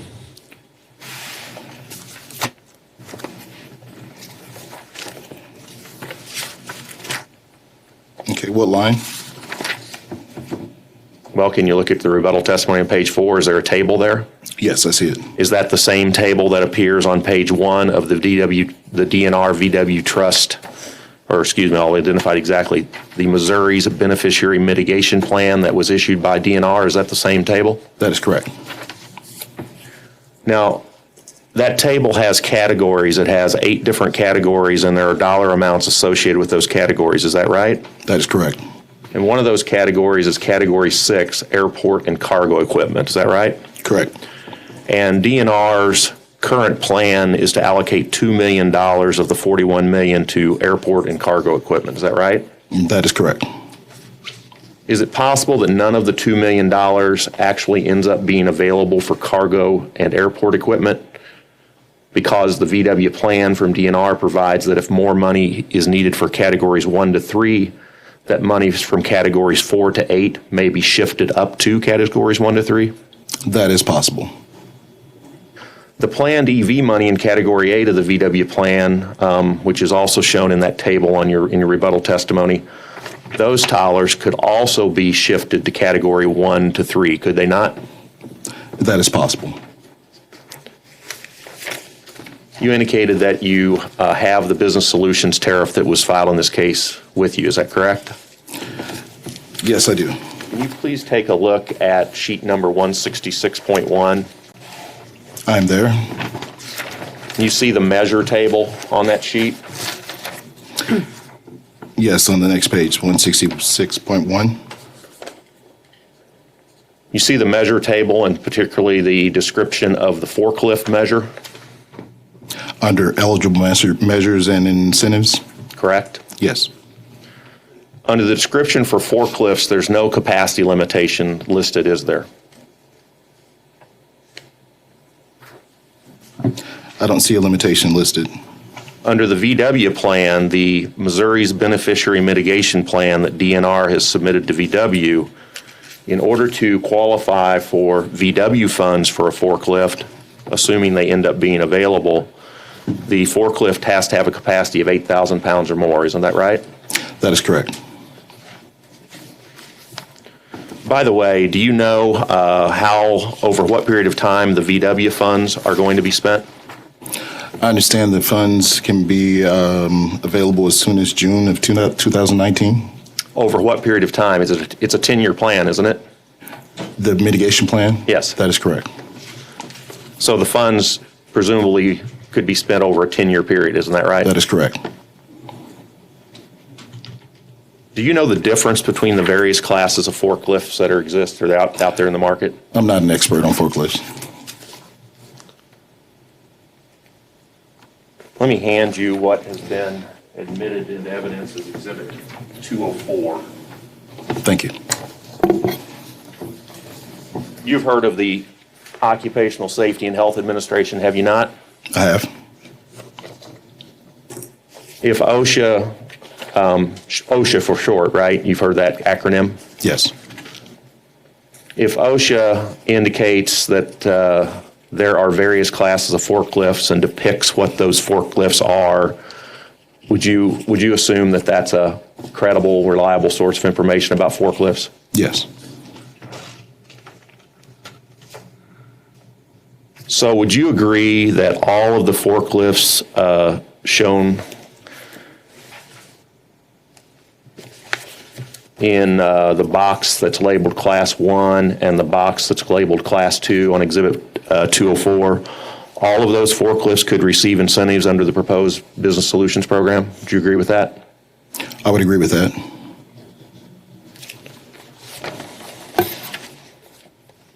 Your Honor, I need to get another exhibit marked. It would be, Ms. Tatro's going to help me out. Exhibit 1, oh no, I'm sorry, I'm looking at staff.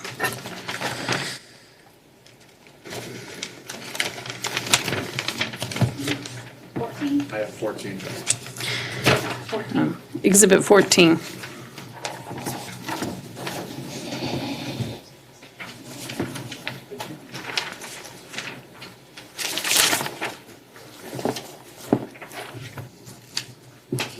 Mr. Murray, I've handed you what's been marked for identification as Exhibit 14.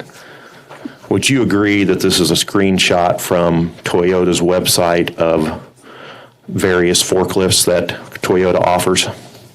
It appears to be. It says Toyota on it.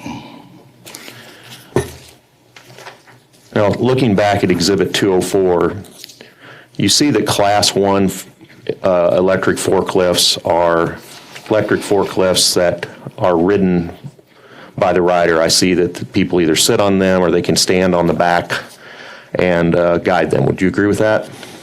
That appears to be the case. Would you agree that all of the 6 categories on Exhibit 14 all are Class 1 or 2 forklifts? They're of the type shown on Exhibit 2404 as Class 1 or 2 forklifts? Could you repeat that?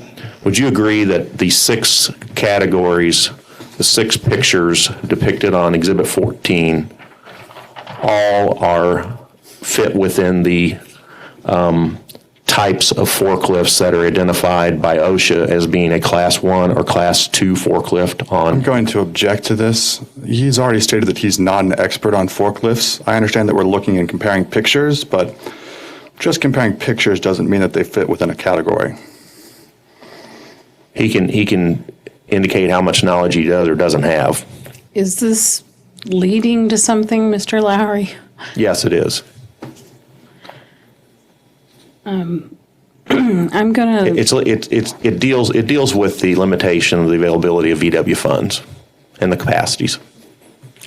I'm gonna allow him to answer if he knows the answer, but it will definitely go toward the weight of the evidence in consideration. What's the question again, sir? Would you agree, looking at the types of forklifts that are shown as being Class 1 and Class 2 on Exhibit 204, the OSHA printout that you indicated you thought would be a reliable source of information, would you agree that the 6 categories of forklifts shown in Exhibit 14, the Toyota screenshot, are all Class 1 and 2 forklifts? I do not know. You don't know.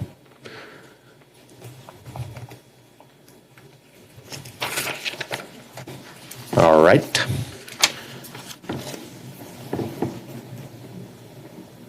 Would you agree that a another difference between the availability of VW funds and the use of incentives under the proposed Business Solutions Program is that under the Business Solutions Program, a user can expand its electric equipment fleet, but VW funds can only be used to replace a piece of equipment that actually gets scrapped.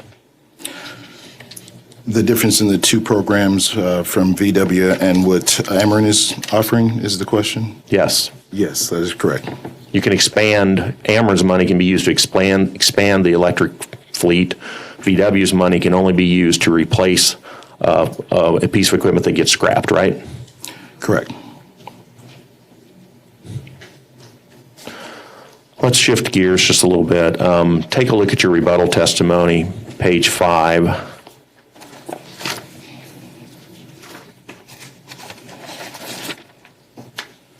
And I'm looking particularly at lines 3 and 4. You expressed a concern about there being no limit on the amount of incentives that could be spent on a single measure, correct? That is correct. According to the company's analysis, every single measure has a RIM test result of at least 1.6. Do you agree? That particular RIM test you're referring to, which particular table are you taking that from? One of those tables does not include the cost of the administration of the program.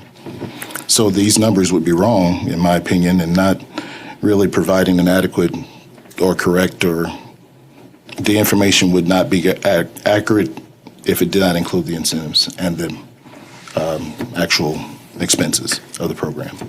Are you telling me that you don't know whether or not every program has a RIM test result of 1.6? I'm saying that the... Well, can you answer? Are you telling me you do not know, or do you know? The table states 1.6 or higher. Is that the question? Do you know whether or not every one of the measures in Ameren Missouri's Business Solution Program has a RIM test result of 1.6? Do you know, or do you not know? I do know that one table shows those numbers without those administrative costs included. You have verified that the administrative costs are not included in those numbers, or you don't know whether they're included or not? I have verified. And what table are you referring to? If you give me a second, pull that up. I believe it's in Mr. Pickles' testimony.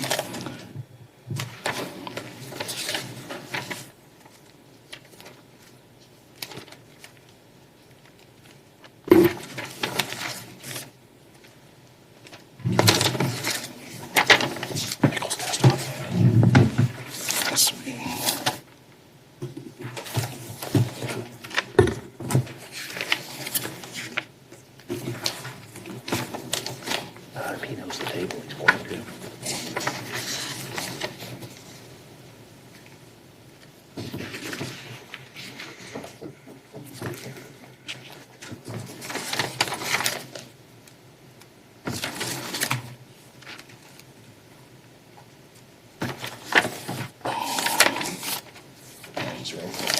For BS.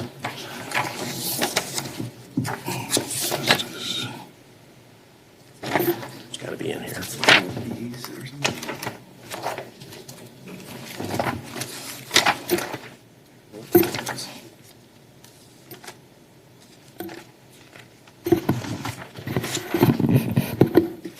What's there?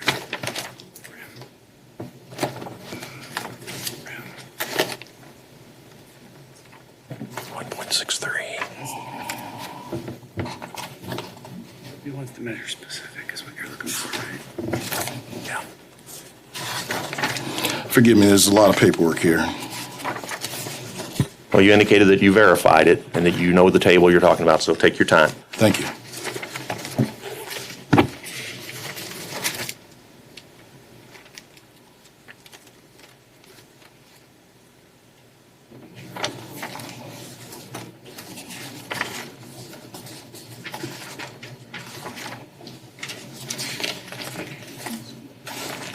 Okay, sir. Forgive me for taking so long. That's okay. Page 15 of the direct testimony for Mr. Pickles.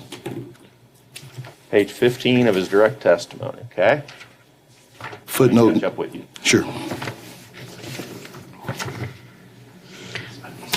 Mr. Murray, you might pull your microphone back down a little bit. There Okay, you go. thank you. Thanks. Appreciate that. Okay, you're talking about, okay, I'm there. Okay, page 15 at the bottom, it says, if you allow me to read, footnote number 7, for the purpose of Table 2, purposes of Table 2, no program cost or incentives are assumed, and a 1.0 net to gross ratio is assumed. The overall program cost effectiveness results presented later in testimony. So this table does show the RIM test above 1.6, but as I stated, it does not include the cost of the program or the incentives. Well, you didn't read the entire footnote, did you? The entire footnote says the overall program cost effectiveness results presented later in this testimony include these items. Yeah, I didn't say the last 3 words, sorry. In other words, include program cost or incentives, isn't that right? That's what he's saying. That's what I said.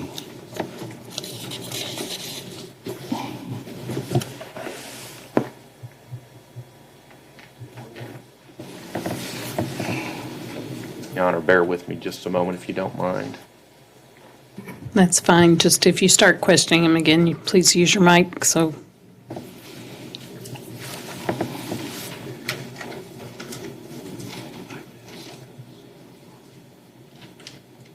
Well, I don't know. These are matching up, so I don't know.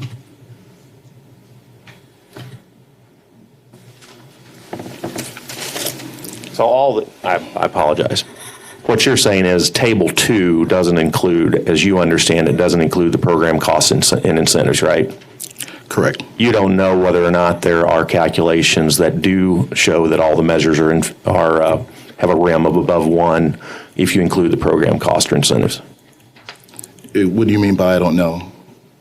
You don't know whether there is other information in Mr. Pickles' testimony or in his report that would show that including the program and costs and incentives, each of the measures is effective. You don't know one way or the other, correct? You're just pointing to Table 2. I'm referring to Table 2. Okay.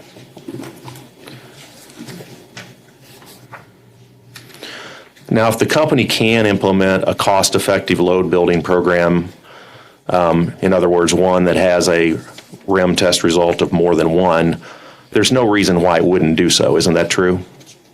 I can't think of a reason why the company wouldn't. Let's talk about, I'm going to switch gears on you, talk about the make-ready comments that you had about the EV corridor program, and I'm particularly looking at page 11, lines 1 to 4 of your rebuttal testimony. And I'll give you a second to get there. Thank you.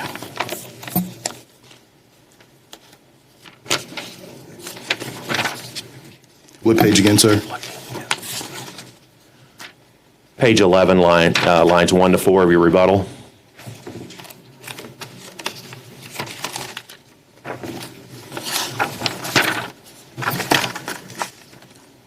Page 11, lines 1 to 4 is what I'm going to ask you about. Go right ahead.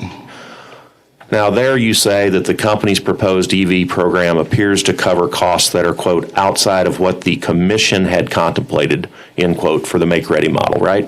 That is correct. Now, while staff may have submitted reports or provided information about what it thinks the definition of make-ready is or what it thinks it ought to be, you can't point me to a single instance where this commission as a body has voted to issue an order or to adopt a rule that defines what make-ready is, can you? Yes, I can. The make-ready case was delineated and pretty well explained by Commissioner Hall during the ER 2016, I think it was ER 2016-0285 case. Mr. Murray, I want to make sure, before you answer this question further, that you understanding my question. Are you telling me there's an order of the commission where 3 of the 5 commissioners or more issued an order that said make ready means A, B, C? Is that what you're telling me? Or are you telling me that Commissioner Hall may have had some questions or comments in this particular case about what he might think make ready means? Specifically, as you stated, the second part, correct. Just Commissioner Hall's comments, right? Correct. The commission has not adopted a rule that says make ready means A, B, C, has it? By way of the workshop that was held on electric vehicle charging stations, we've discussed make ready many times, and it means up to the pedestal. I'm sorry, could we Can I, up to the pedestal.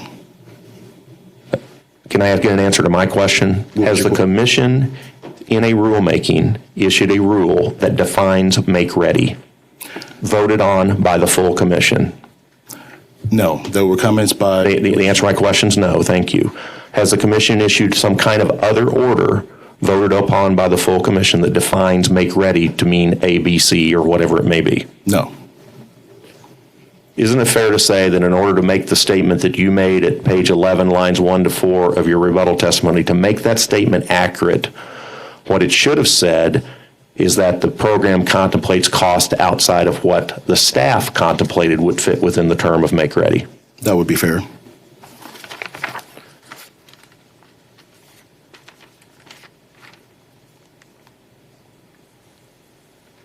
Also in your rebuttal testimony, page 3, lines 8 to 9, you indicate that the staff finds that the business solution program is in direct competition with energy sources provided by other commission-regulated utilities. Remember saying that? That is correct. And the reason the staff has found that from its perspective is staff's belief that it could have an effect on Spire CNG program, right? That is correct. And when you refer to Spire in that context, you're referring to Spire, Missouri, correct? Correct. The former Laclede Gas Company. Correct. And I guess it's actually the former Missouri Gas Energy now, correct? In other words, the regulated entities that are regulated in their natural gas service by this commission, right? That is correct. There are other unregulated Spire entities. You're aware of that, correct? I would agree if you say that's the case. Now, when you say the Spire CNG program, what you're referring to are sales of natural gas by Spire, Missouri to other persons or entities that, for example, own a CNG station, right? Correct. Spire, Missouri doesn't sell CNG to end users, as far as you know, isn't that right? Spire allows through their tariff, through the compression of natural gas for the purpose of using it in vehicles. That wasn't my question. Does Spire, Missouri sell CNG to folks that have CNG equipment? I understand Spire sells methane to a CNG station owner who may compress it and turn around and resell it, but Spire, Missouri doesn't sell CNG, does it? Not compressed natural gas. And when I say CNG, you understand that that's an acronym for compressed natural gas, right? Correct. In making the statement that the Business Solutions Program could have an impact on what you referred to as Spire CNG program, you had in mind Spire's tariff sheets by which it sells natural gas to, for example, a CNG station owner, right? That is correct. This is 15. Yeah, it's 15. I need to get another. Smart, Your Honor, I believe it's 15. 15.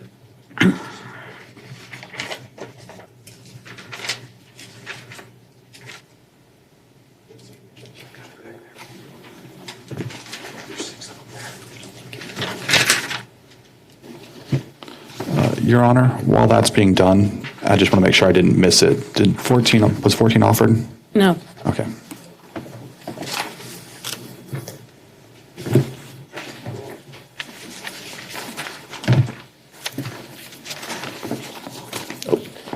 Didn't give you one, did I, Mr. Murray? Yes, you did. Oh, I did. Thank you.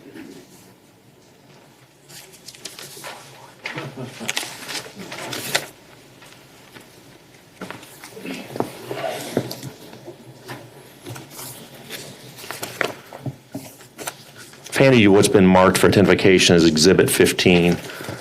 This is the Spire, Missouri East tariff that provides for the sale of natural gas to, for example, a CNG station owner who's going to then take that gas and compress it, correct? That is correct. The sale of CNG by that, in my example, CNG station owner, that sale to say the example, for example, to someone that has a CNG fueled bus, that sale is not regulated by the commission, isn't that right? It is regulated by way of this actual tariff here. Listen to my question carefully. When the CNG station owner compresses the gas and then sells the CNG to, for example, the owner of a bus that's fueled by CNG, the sale of the CNG to the bus owner is not regulated by this commission, is it? That's the purpose of putting it in the tariff. Is it regulated by the commission or Yes. not? As I understand it, yes. So if I own a CNG station and I compress the gas and I want to sell it to the bus owner for $100 per, I don't know how you met, what measuring unit you use for CNG, for $100, am I free to do that? I understand this tariff allows a company to compress the natural gas for the purpose of vehicular use. But that wasn't my question. Am I free, in my example, to sell the CNG to the bus owner for $100? I believe that by way of the rate that's stated here, you're restricted on what you can sell it for. You believe that the CNG station owner is price restricted on what it can sell the CNG to the bus owner for by this tariff? If I'm understanding correctly, it says here that for the purpose of any end service of any end gas other than compression of natural gas for vehicular use. So you agreed with me a minute ago that the sale of CNG is not regulated by the commission, didn't you? I'm understanding you correctly. It is regulated by the commission. Well, turn to your deposition again, Mr. Murray, if you would.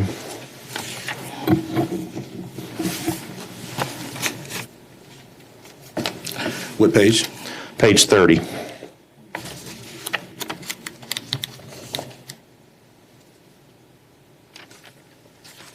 I'm there. Line 22 to page 31, line 3, and I want you to confirm that I asked you the following questions and you gave the following answers, okay? Go right ahead. Question, and in the sale of the compressed natural gas, an example you and I were talking about before, where you and I may have a compressed natural gas business and we're selling compressed natural gas to a forklift user. That business isn't regulated by the commission, right? And your answer was, that is correct. Did I read that correctly? You did read that correctly. The sale of gasoline, propane, and diesel is not regulated by this commission, is it? No, it is not. Now, I want you to assume for a minute, and I think based on Mr. Pickle's testimony, it's not a good assumption, but I want you to assume for purposes of my question that a customer in Ameren, Missouri service territory owns a CNG-fueled forklift and is looking to replace it. Are you with me so far? I am. If that person replaces the CNG-fueled forklift with an electric forklift, can that person get an incentive under the proposed business solution program? The scenario one more time, please.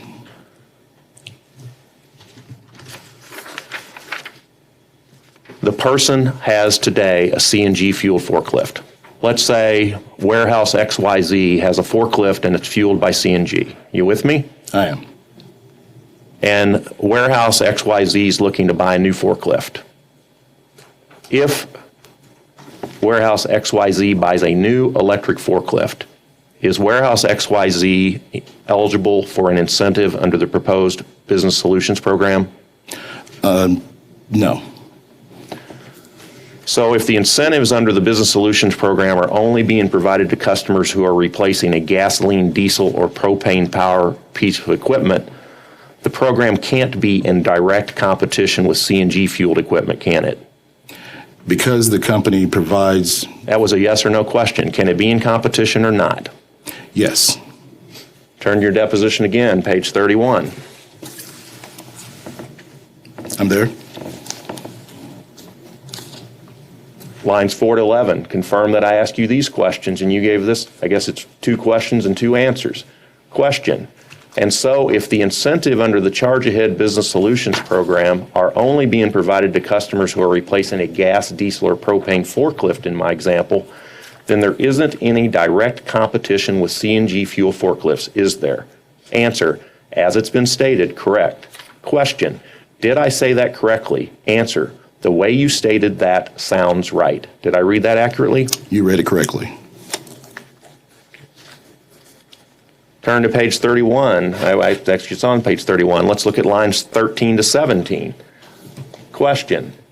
At best, there is some kind of indirect competition between the Charge Ahead Business Solutions Program and the regulated natural gas business. Isn't that true? Indirect at best. Answer.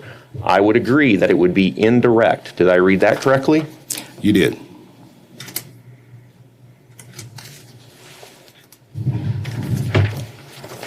I've just got one last question, I think, for you, Mr. Murray. Staff seems to have a great deal of concern about Spire's natural gas business. I find it odd that staff has so much concern about Spire's natural gas business when Spire is a party to this case and didn't bother to file testimony and didn't bother to show up for this hearing to express any concerns itself, don't you? Objection. Is there a question there, or is that just testimony from? I said, don't you find it odd? I don't find. I'm sorry, you can rule on our objection. Okay. I will allow him to answer. I will overrule the objection. Go ahead. Do I find it strange? Do you find it odd that staff is expressing all this concern about competition with Spire, but Spire is a party to this case and didn't express any concern itself through testimony and didn't show up at this hearing to express any concern? Isn't that odd?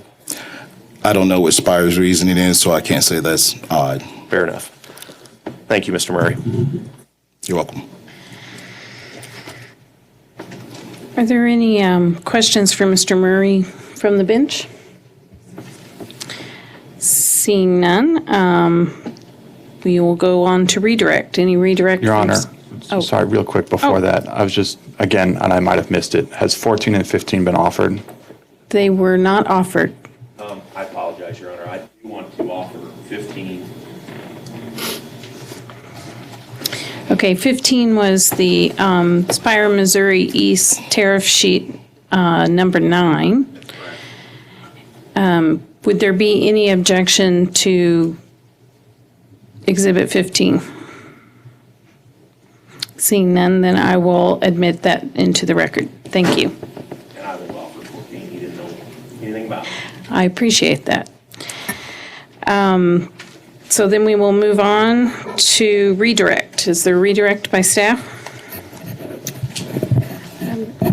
Mr. Lowry asked you a question about the Table 2 of Mr. Pickles' testimony, and then he pointed to the footnote that said that later on in the testimony, there were results that included the administrative cost. Do those overall results that are presented later, are they an overview of program cost effectiveness that includes specific numbers with assumed levels of measures that have been installed for each part of the program? Can you repeat that one more time, please? Yeah, I can try to. Are the overall results presented later, are those an overall measure of the program's cost effectiveness, and that overall cost effectiveness, does that include specific numbers that assume 12 forklifts have been installed, 2 ground loaders have been installed to get to those results? Yes, absolutely. There are a lot of assumptions in that testimony, in that table, the results. Mr. Lowry asked you about the VW mitigation. If DNR has reviewed, we'll say not approved, going with his contention, but reviewed the program and has allocated the $6 million, what do you think the likelihood is that they would not go forward with that plan? I'm going to object. That calls for speculation. If you would like to rephrase that to ask him his opinion. Yes. What is your opinion on the likelihood of that not going forward?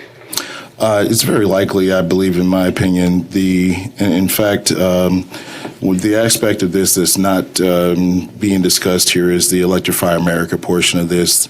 They've actually put fast chargers on Interstate 44, 3, one in Sullivan, one in Mount Vernon, and one in Lebanon. The company has also placed one in Kansas City, one in St. Louis, but they're not in operation yet. The rest of them will be on I-70.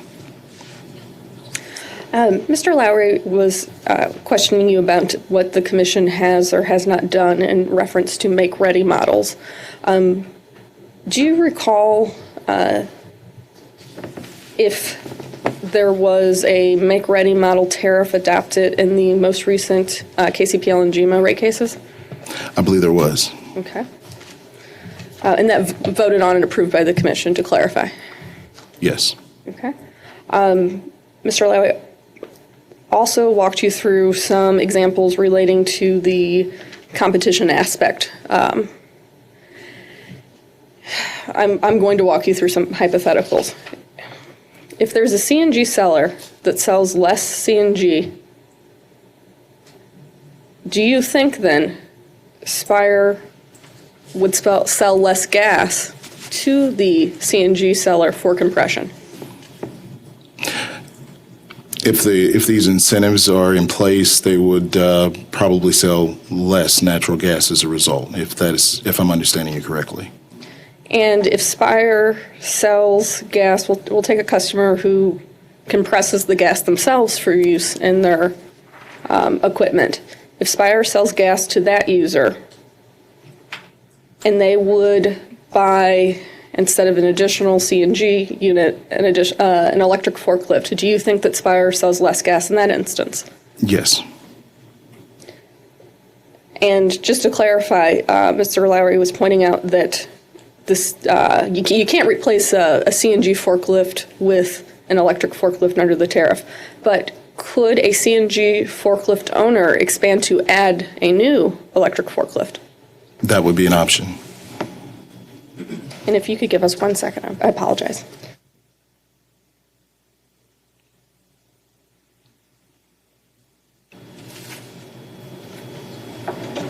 And for my final question, you were asked about your reference to the decision in ER 2016-0285. And if I could approach with the report in order to refresh your memory? Please.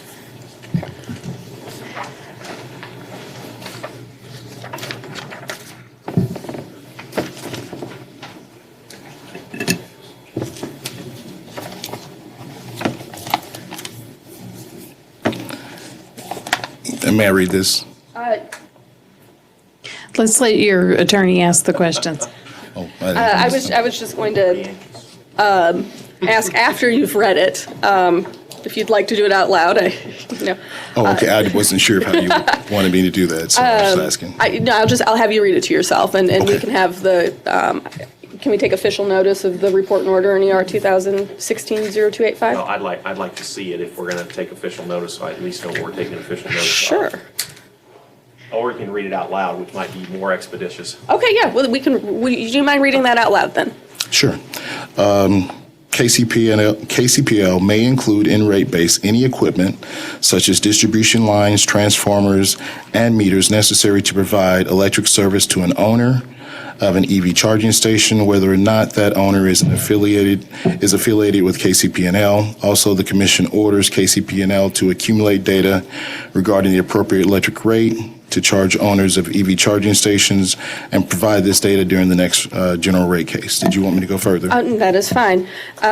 Is that, first of all, a commission order, report and order?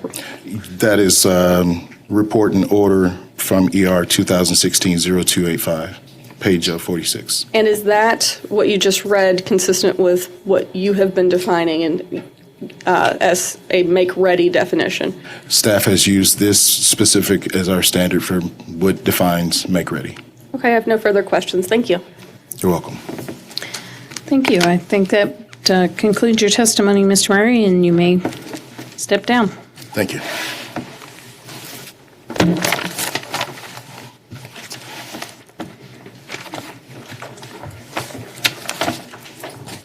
If you'd like to go ahead and call your next witness. Staff calls Sarah Lange to the stand.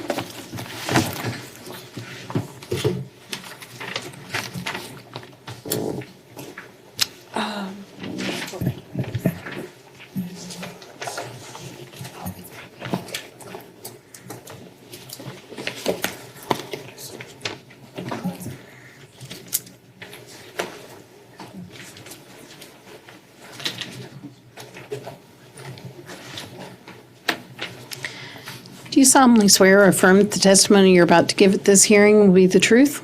Yes. Thank you. Can you please state and spell your name for the record?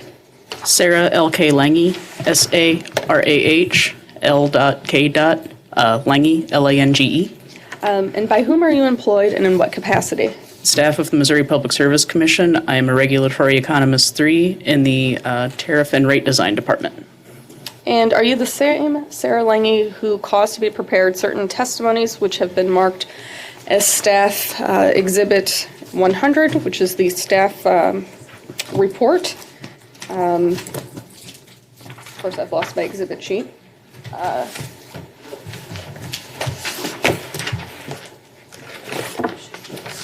Staff Exhibit 101, which is the rebuttal testimony, and Staff Exhibit 105, which I think has a public and confidential version, which is your rebuttal testimony. I will trust you on the exhibit numbers, but yes, I have Hope you prepared can. those documents. And do you have any changes or corrections to your testimony? I do not. Okay. And is your testimony true and correct to the best of your belief and knowledge? Yes. And if I asked you those questions today, would you give the same answers? I would. At this time, I'd like to offer the staff report, Exhibit 100, the rebuttal testimony of Sarah Lange, which was Exhibit 101, and the surrebuttal in both public and confidential forms of Ms. Sarah Lange, which was Exhibit 106. 105. 105, I apologize. Would there be any objection to exhibits? Well, let me just take them in order. Exhibit 100? Seeing none, I will admit that. Is there any objection to Exhibit 101? I will admit that. Is there any objection to Exhibit 105, both public and confidential? And that will be admitted as well. I will tender the witness for cross. Is there cross-examination by public counsel? Yes, Your Honor. Good afternoon, Ms. Lange. Good afternoon.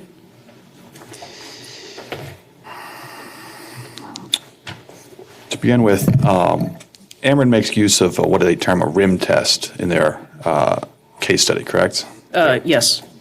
You just provide a simple explanation of what a rim test is.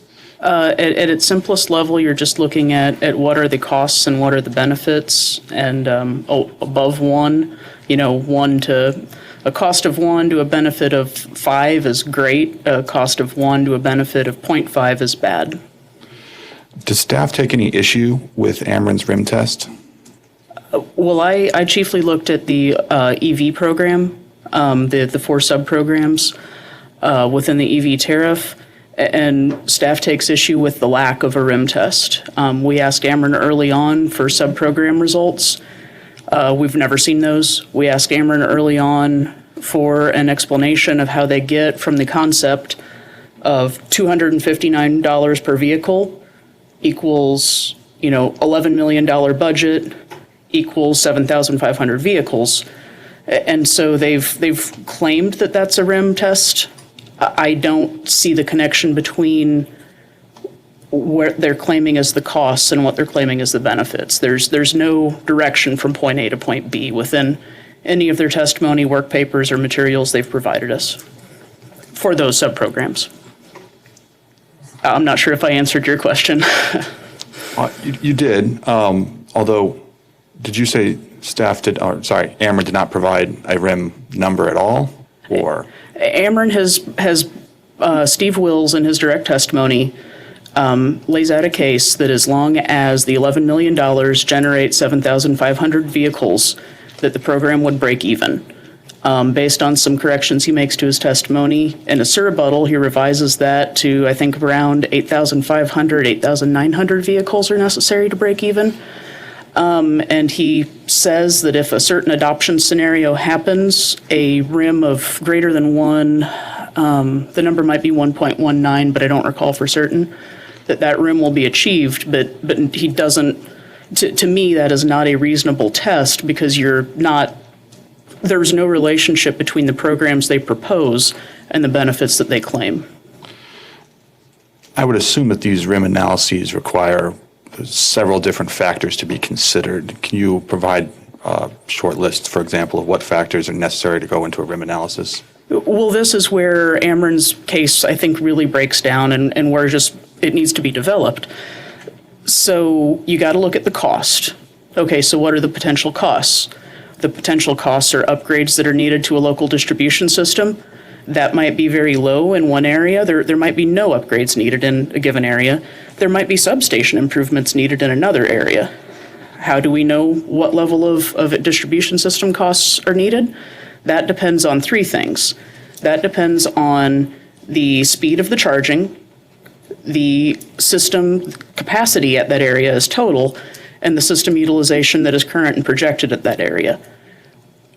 Those are three things that we need to know just on the cost side that vary tremendously. They will not be the same at any 2 points in the distribution system. And so that's where we need information about where is it likely that these will be deployed so that we can accurately, or I shouldn't say accurately, so that we can not unreasonably estimate what kind of costs are going to be associated with it. That's something that Ameren has been unable or unwilling to provide us, and so it's hard to get past that first step. Then when you get to benefits, that matters a lot, how the program is designed. There's a lot of talk in my rebuttal testimony that I think Mr. Wills sort of, well, he puts an interpretation on it in his rebuttal. And I think that we can look at some of these sub-programs, and as Ameren has said they will run them, without the stricture of a tariff guiding how they will be run, that we cannot reasonably expect any additional vehicles to be enabled other than the one that charges at that port. So, to staff's view, if we want to optimize the benefits, we need to either keep costs low or keep benefits high. If we know that for $5.5 million worth of a budget of $11 million, it is unlikely that a port will create more than one EV, that's really the best case scenario, it's hard to picture that those for that $5.5 million that a rim above one would ever be achieved. Are there ways to get there? Probably. That's information we'd like to work with company and other stakeholders to develop. I think you mentioned at one point that the speed of the charger was a factor. Ameren identified what speed of charging it was anticipating in its rim analysis, correct? Again, this is where there's a severe disconnect. Mr. Will's analysis looks at a charging speed of 6.6 kW. That is a charging speed. The tariff, as proposed, allows any charging speed up to 20 kW for level 2 charging. I would agree that a year or two ago, it's unlikely that you're going to see a lot of chargers above 6.6 kW. I think Mr. Ellis is happy to sell customers chargers as fast as those customers are willing to pay for them. So, I mean, if you start talking about adding, well, I guess to step back, their own response to DR18 indicated just how tricky it gets once you start locating, these 20 kW chargers. That's before we even get to the HVDC and the potential to go from 50 to 500 kW of charging in the near term. Just looking at the level 2 charging, if you are trying to target a multifamily, like a condo type situation where someone has their assigned parking spot, if that were limited to 6.6 kW charging, that probably isn't too bad for the system. Depending on local conditions, that probably sets up a scenario where someone charging there is going to be putting a low level of demand on the system for a longer period of time. Couple that with an incentive to get them to shift it to later in the evening, and you might have a not bad program. But if you're giving someone an incentive to pay for a 20 kW charger, and they're plugging it in the moment they get home from work, that's going to exacerbate your system peak, and it's also going to put demands on your local distribution system that may require significant upgrades. And that's before you even get into, looking at other reasons that you might want to shift that load around. There are a couple of terms there. I believe peak I heard and capacity. Are you and company in agreement with how those terms are being used? That's one thing that probably has been a very... Can I object? We make this objection all the time and it is never upheld, but I'm going to make it anyway. This is incredibly friendly cross. eliciting new testimony.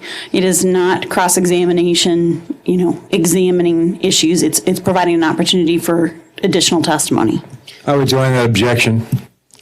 And I will overrule that objection, mainly because that question was, does staff and the company have an issue? Are they at issue? And the answer to that should be yes or no, or I don't know, and not a big, long restatement of testimony. So I'll ask the court reporter to read back that question.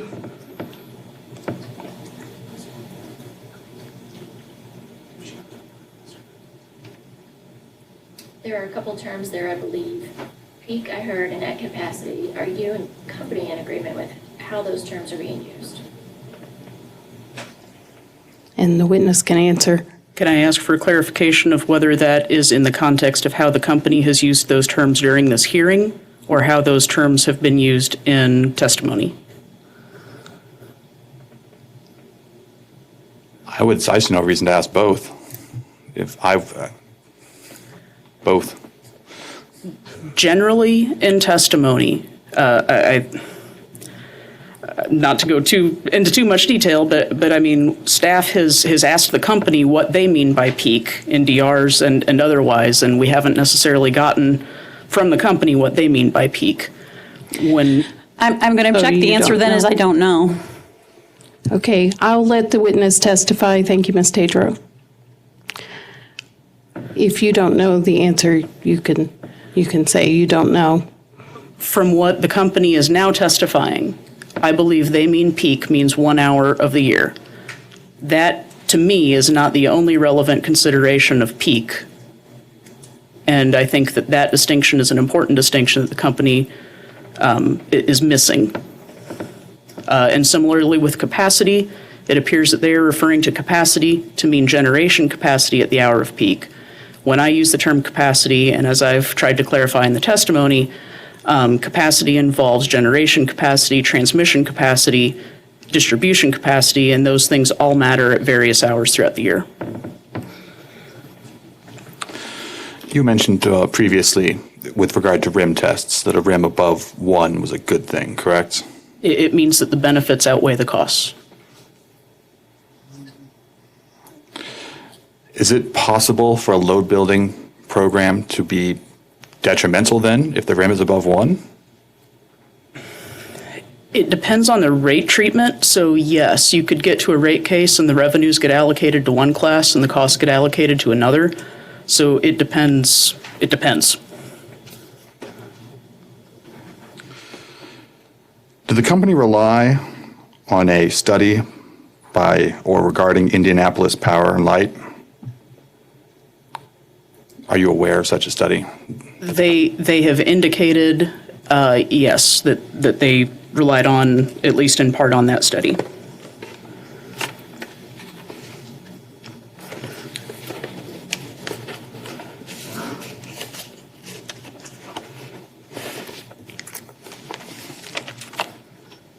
Do you agree with the company's conclusions regarding that study? This goes to the question of what peak means. I think that Indianapolis Power and Light, through their easily Googleable report that the DOE study relied on, indicated what they meant by peak, and it was not a single hour. And so I am confused by how Mr. Wills uses the study from IPL Electric Vehicle Program Year 3 2013 report to conclude that 20% charging at, I think he says 6 o'clock in the evening is when charging will occur. Thank you. Are you familiar with the exhibit that has been previously introduced into evidence as number 9? And I am showing you this just because it's difficult to explain. Yes. I saw it yesterday. Do you have a copy of it in front of you? I do not.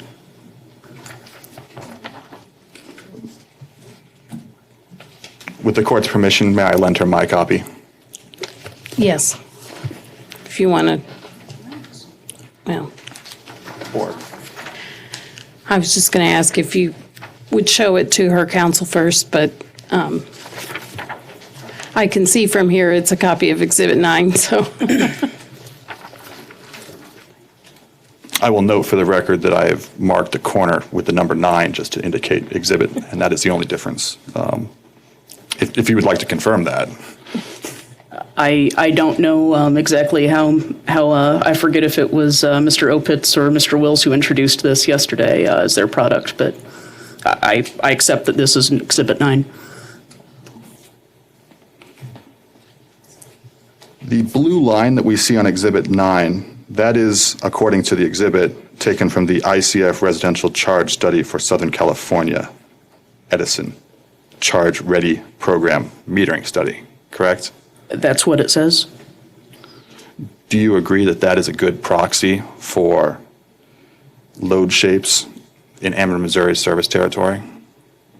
I don't think there's any reason to expect it to be. It may be, it may not be. I don't know the year that this was derived from. I don't know the speed of the charging that was used. I do know that SoCal Edison has TOU incentive rates where customers get rebates if they participate on TOU rates. So I mean, the biggest thing to me on this would be what are the KW charging that the chargers and the attendant vehicles are capable of would be my concern about whether or not this is reasonable. I would expect that absent a reason not to, when customers get home about 5:30, 6 o'clock in the evening, they're going to plug in their EVs for residential charging. Do you agree with the orange bar labeled implied staff charging peak demand impact per EV?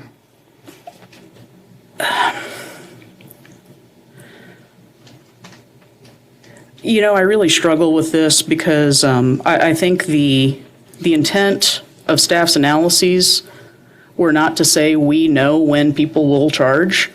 It was to reflect that depending on the behaviors you incent or discourage, people will charge at different ways and different manners. And so I would agree that the summary numbers that were presented in my rebuttal and surrebuttal testimony, as opposed to the more detailed analysis contained in the staff report, I think Mr. Wills probably accurately did math using a 6.6 charging level to come up with that.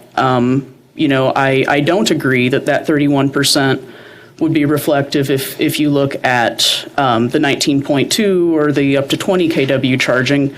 That isn't 31%. At that point, it's 10%, which is pretty consistent with their numbers.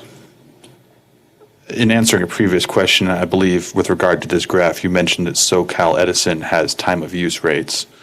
Ameren, Missouri does not currently offer time of use rates. They do offer time of use rates. Their peak hours are between their summer months, I believe 2 to 7, something like that, maybe 4 to 7. And those time of use rates are related to EV charging? No, those time of use rates are available to those customers who are allowed to participate in that program. I believe it's a 31 cent to 8 cent pricing differential, but it's only during summer months. I'm finished with Exhibit 9. Thank you.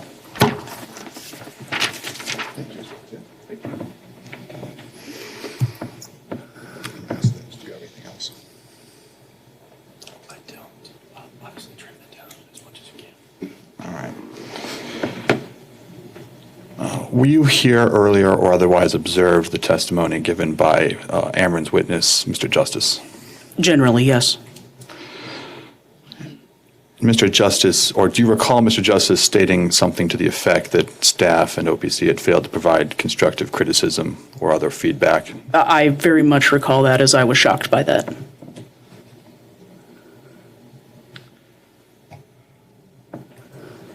Do you recall the technical conference that Mr. Justice was referring to when he made those comments?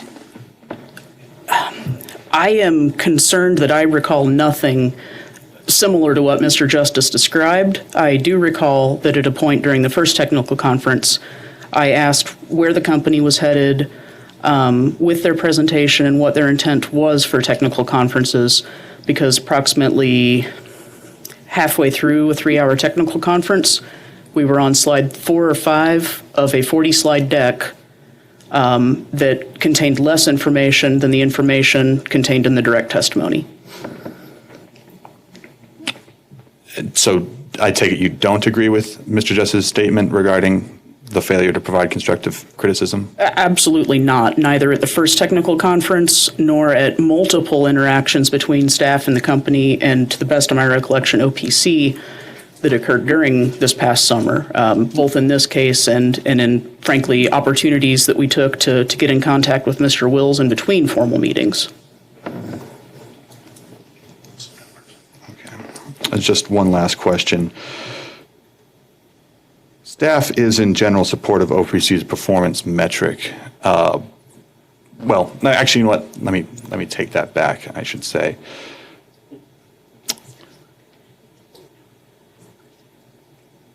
You know what? Never disregard that. I have no further questions. Thank you. Is there cross-examination by charge point? I have none, thank you. Renew Missouri? Thank you, Judge. Ameren?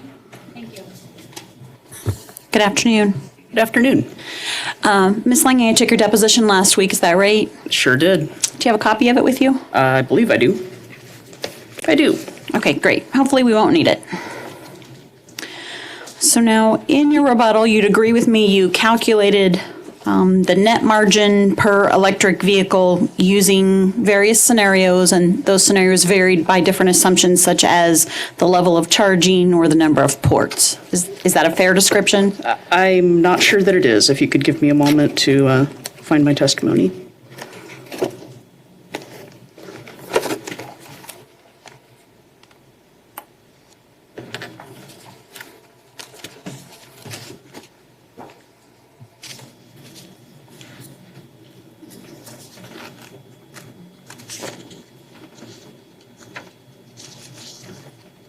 Okay, could you restate that? Sure. You calculated the net margin per electric vehicle under different scenarios. So what I presented in my rebuttal testimony was an average across those scenarios. Right. First, you calculated the scenarios so that then you could average them. Those right? were presented in the report, yes. Okay. All right, in the report instead of rebuttal, my error. And in your SOAR rebuttal, you again calculated net margin, this time using the even higher charger speeds that were in the testimony of ChargePoint. Is that right? I updated those averages. Based on the higher charging speeds in the testimony from ChargePoint? Yes. Okay. Did you base those scenarios on any studies or empirical observations of actual EV charging patterns? No. Okay. In fact, isn't it true that you didn't intend for your scenarios to be representative of the way EV owners will charge their vehicles? Under any given set of circumstances, no. And further, you do not have a recommendation that any particular scenario is more likely than any other particular scenario, correct? In the absence of a program to guide it that way, that is correct. Okay. So you're not saying to the commission that any one of your scenarios is most likely to occur? No. Okay. I have no further questions. Thank you. Questions from the commission? Mr. Chairman? Thank you. Yeah, I do have a question. Do you have your rebuttal testimony? Yes. Okay. On page 3, starting on line 6. Yes. Okay, I'm just going to read from that and then ask you a question. You say, actually starting on line 7, staff supports promulgation of a reasonably designed make-ready tariff to subsidize the line extension costs associated with the installation of separately metered electric vehicle charging facilities under specific circumstances. In the alternative, if Ameren, Missouri can provide reasonable estimates of program costs associated with specific measures within the Charge Ahead EV program, staff does not oppose creation of a better designed program to optimize benefits for all ratepayers at a given level of revenue requirement impact. Can you summarize for me what you mean by that? What's your conception of a reasonably designed make-ready tariff or better designed program to optimize benefits? So the make-ready tariff is an easy one to describe. That's what the commission ordered us to prepare, essentially to prepare a cost-benefit analysis. And so that is fairly fully described in the staff report. Essentially, it is you identify a set of circumstances, and an easy one here is line extension. So if somebody's 10 miles from the nearest distribution line, you wouldn't want to pay for 9.5 miles of distribution line, but that you come up with a reasonable set of easy to identify, easy to follow parameters, and if those parameters are met, then that customer who is trying to make that charger installation doesn't have to pay line extension costs. Okay. To the second one, what is a better way to make this program? Yes. We'd love to get there. We would like input from Ameren, Missouri about how they want this program to operate so that, we're not in the business of designing these programs. We're in the business of making sure the tariffs do exactly what the program is supposed to do. We don't have those details to make the tariffs better. Give us those details. Me and a case of Mountain Dew will get you a tariff in a couple of days. But surely you have to have some concept, some ideas. You wouldn't. Yeah. I mean, I think your position is that you would like to negotiate further on this, but you don't just go into that with a blank slate. Like, what are some of the ideas that you would like to pursue to make it a better designed program? Sure.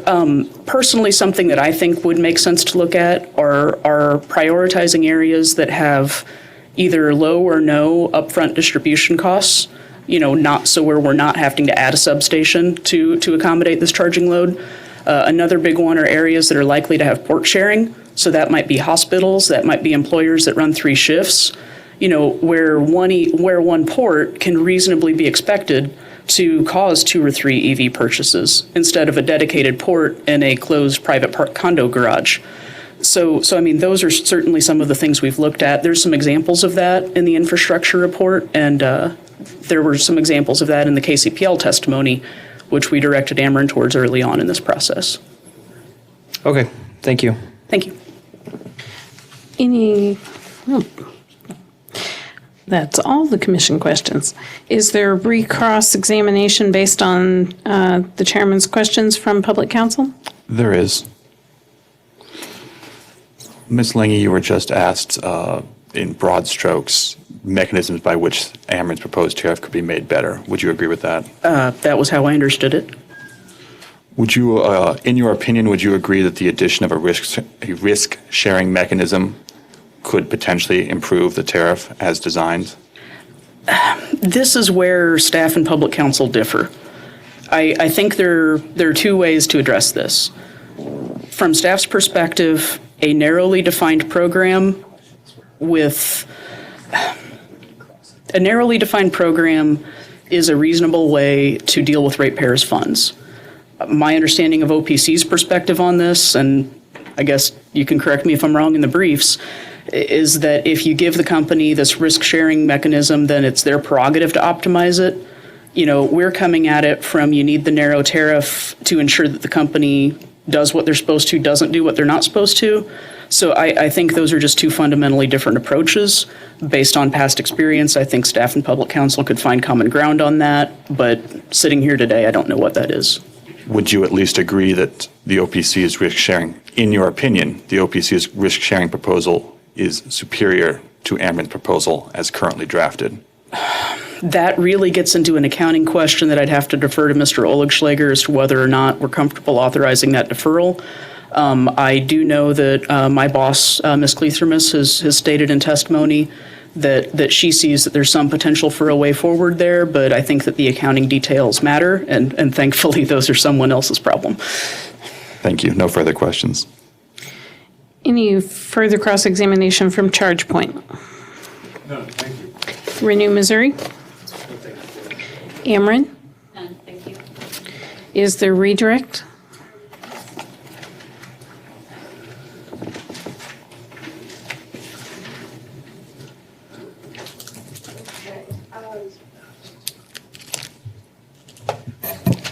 So I believe that OPC asked you a question regarding Ameren, Missouri's Exhibit 9, which illustrated one of your variables calculating net margins. And I believe that the proxy load shape was a Southern Californian Edison. Do you recall that question? I do. Okay. I could mark an exhibit. Ow. And give myself a paper cut in the process. Give that copy to the court reporters. I have was gonna give it to you. Staff Exhibit 114. Yeah.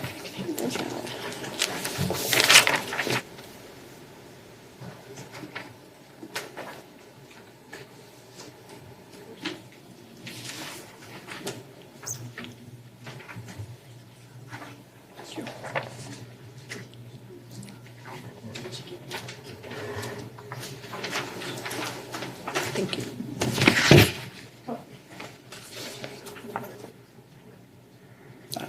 I didn't get one. I believe you had referenced that you had reviewed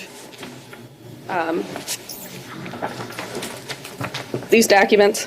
Yes.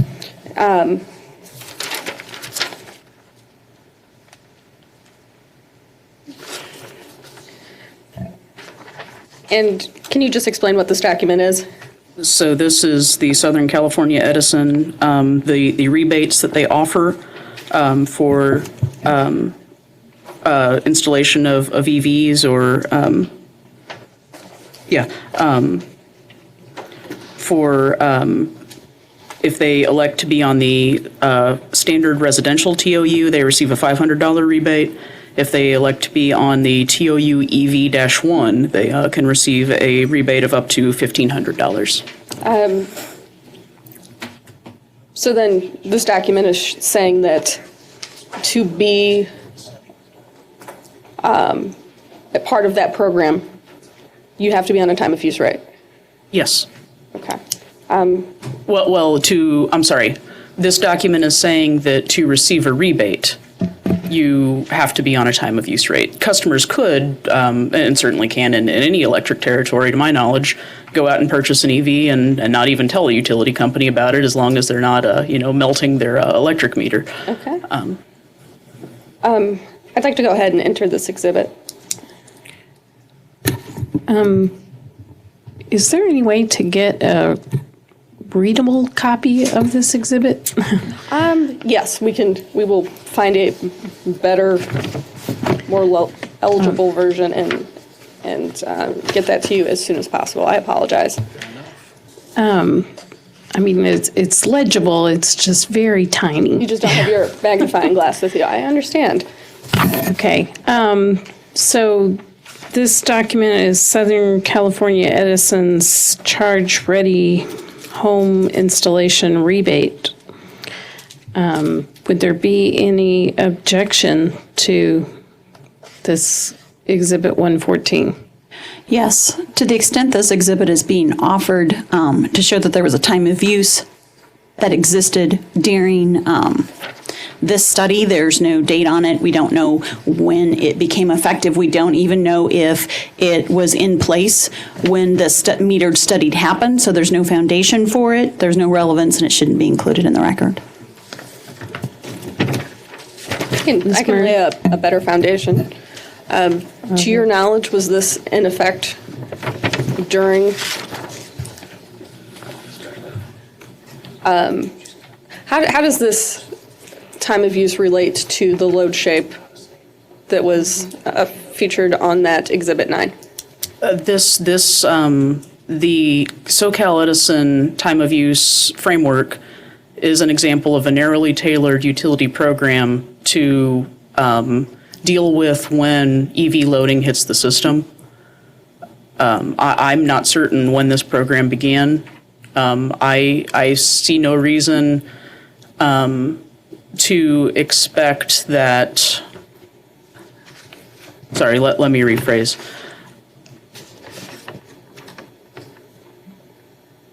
I know exactly as much about that load shape as Mr. Willsit does, which is nothing.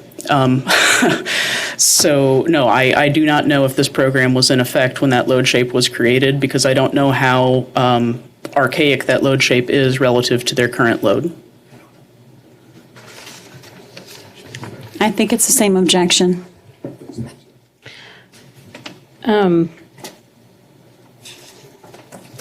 Yeah, I don't see that the witness has testified as to that she knows how this is connected to the previous. Not to, and my witness can correct me if I'm wrong, but I think that her contention was, without knowing when the load shape occurred, that it is reasonable to assume that this tariff was in place to encourage and influence the load shape, especially if the load shape was based on electric vehicles, and this is a rebate for electric vehicles, that would have some influence on the load shape. So it colors the exhibit that they have also offered. So if I may respond, it was actually Renew Missouri 9, and it was accepted and into the record without objection. But my objection, there's still no foundation because we don't know if this tariff even existed, and the whole argument she just made proves my point. I'm going to sustain the objection and not going to enter Exhibit 114. For one thing, this doesn't look like a tariff to me. This looks like website shots off of somebody else's program. So the witness is welcome to testify as to what she knows about other states' programs, and we'll weigh the evidence at that point. Thank you. I think in the vein of other states' programs, OPC had also asked you about the IPL study. How does the IPL study relate to your analysis in this case?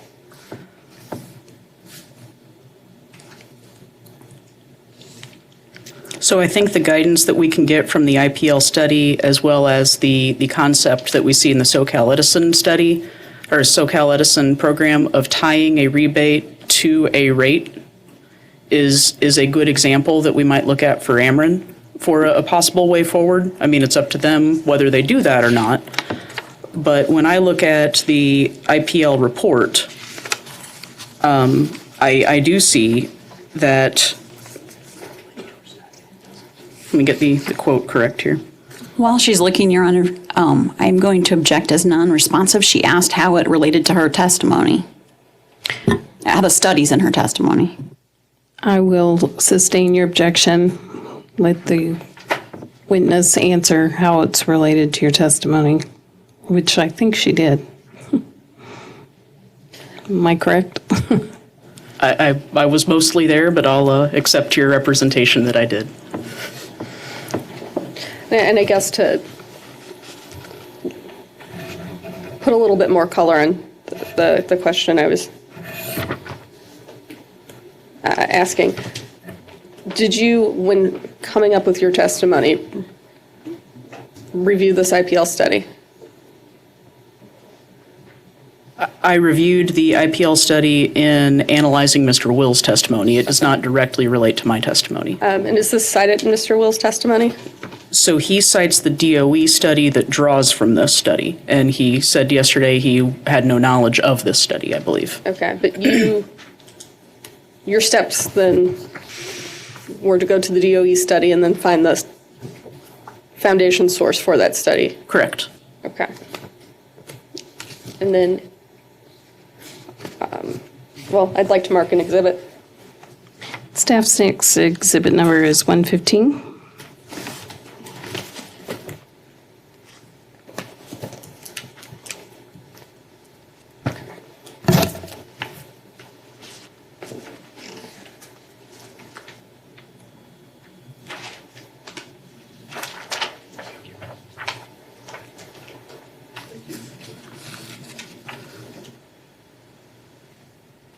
Thank you.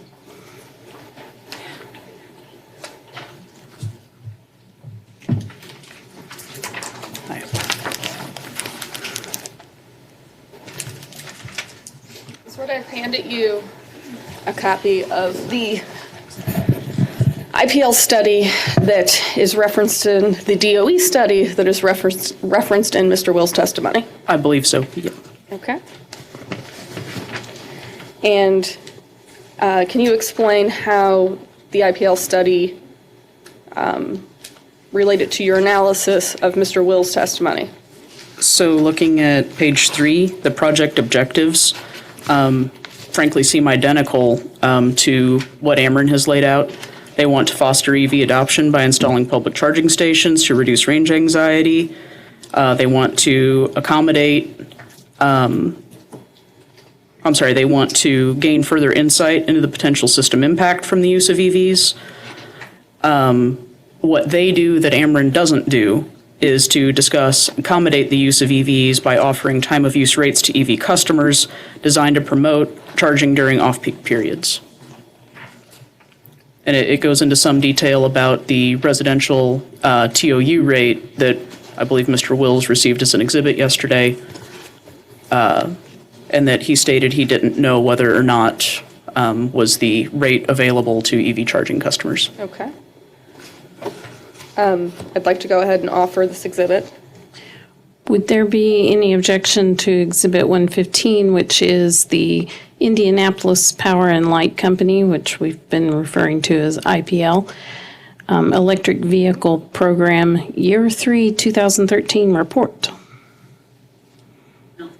Seeing none, I will admit that. Can you explain how time of use rates make a difference in the load shape outcomes? There's two big things there. So I guess going back to Mr. Burns' statements when we started yesterday about the idea that air conditioning was the EVs of the 50s, I think he's largely right. And I think that the load shapes we see today are driven by that air conditioning and HVAC load. I can't help but wonder what those load shapes would look like if TOU had been in place in the 50s and 60s as those loads were building, and especially in those 90s when the 90s when those loads really took off. And that's where, the question of what does peak really mean comes into play. Ameren has a peak at 10 o'clock on a winter morning. It's not the system peak. It's not what MISO looks at necessarily, but it's definitely what Ameren system distribution level engineers are looking at when they wonder if that transformer needs to be replaced or upgraded. If we can incent those customers who charge their vehicles through this program to charge in times that it helps flatten this Ameren system load, that's not a bad thing. Whether or not we need to guide how that load is shaped without a subsidized program, that's a good question. There's lots of public policy and workshop questions we can have on that, and I believe we're obligated to have as we head into the next Ameren rate case. But certainly if we're looking at subsidized charging, it really makes me struggle with why we would divorce that entirely from the concept of time of use rates. And frankly, the adoption of time of use rates undermines Mr. Will's margin assumptions that underlie the whole program, but that's where we get into a chicken and egg problem. I believe OPC asked you a question about Ameren's time of use rates. Do you recall? I do. And you stated that Ameren does have time of use rates? They have a residential program. Can you explain that program? Since I was doing my best to recall the numbers a while ago, I'll pull up their screenshot. I find web pages on simple tariffs a little easier to follow than the tariffs themselves. Their peak hours are 2 to 7, Monday to Friday during the summer months.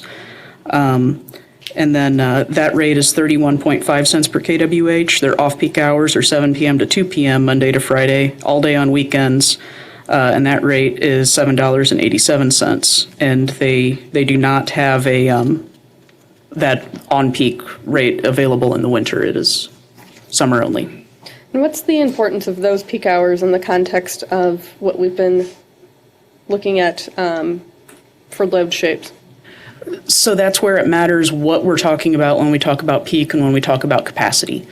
So Ameren has primarily residential distribution systems that are pretty darn close to full capacity, as Mr. Will's testimony will show, with room for reserve, during an average summer afternoon. that may not be the summer afternoon that goes into the MISO peak analysis, but that doesn't mean it doesn't matter from a distribution level. And by the same token, energy costs on a summer afternoon are going to be quite a bit higher than they're going to be in the morning or in the evening or during the fall. So those are all things to take into account. You know, it's not just when does Ameren need to build generation. It's when does Ameren need to improve transformers. When does Ameren need to, you know, run a second circuit into a subdivision or feeder? I'm sorry. Those are things that just need to be taken into account. So if in program design we give priority to charger installations that don't cause system impacts on the distribution level, that's a way to address it. If in program design we look at you know, maybe incenting those installations that allow for charging or that encourage the charging to occur at a time that isn't the middle of the day or the middle of the afternoon or first thing in the evening. Those are all things that we'd like Ameren's input on how specifically that should be designed, but that those are ways to address these problems before they start, so to speak. And currently the tariff does not have any of those requirements that they need to be on time of use or? Absolutely not. Okay. And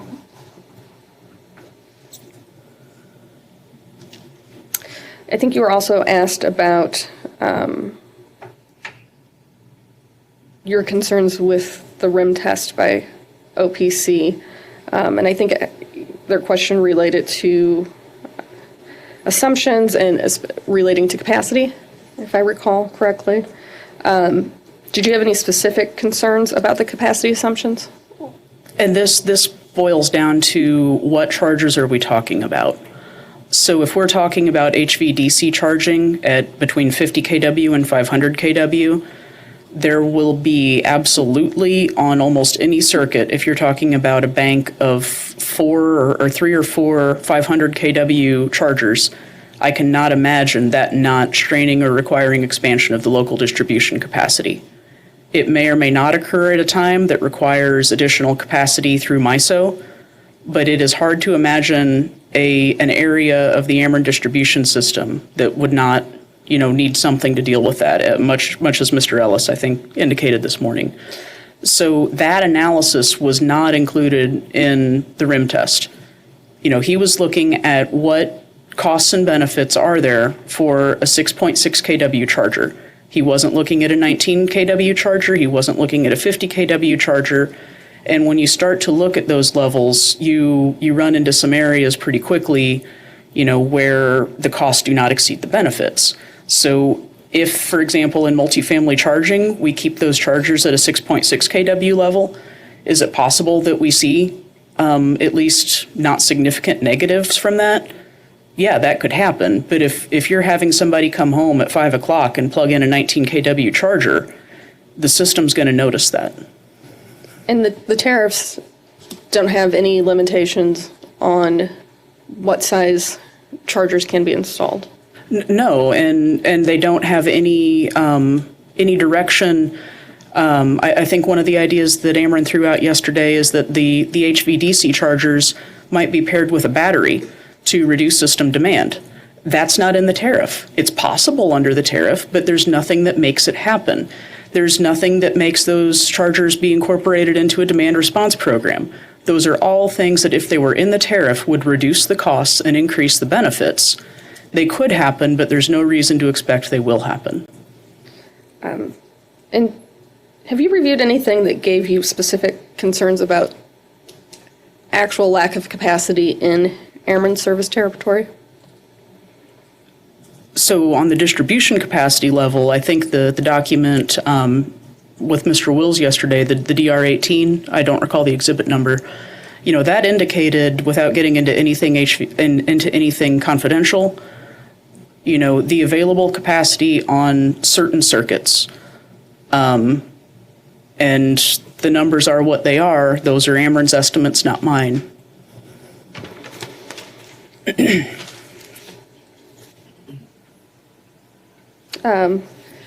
Counsel for Ameren asked about your scenarios regarding net margins. Would you consider your analysis a sensitivity analysis? Yes. I mean, also in the testimony, I looked at just simple things like changing Mr. Will's mileage estimate, the minimum in his worksheet from a 40 down to a 30, and looking at the impact that caused. I mean, this potentially they're the bones of a good program here, but we need the meat on it, and those are the kind of analyses that need to be run and things that need to be looked at is just looking at, okay, what are the charging patterns that are going to cause a lot of costs?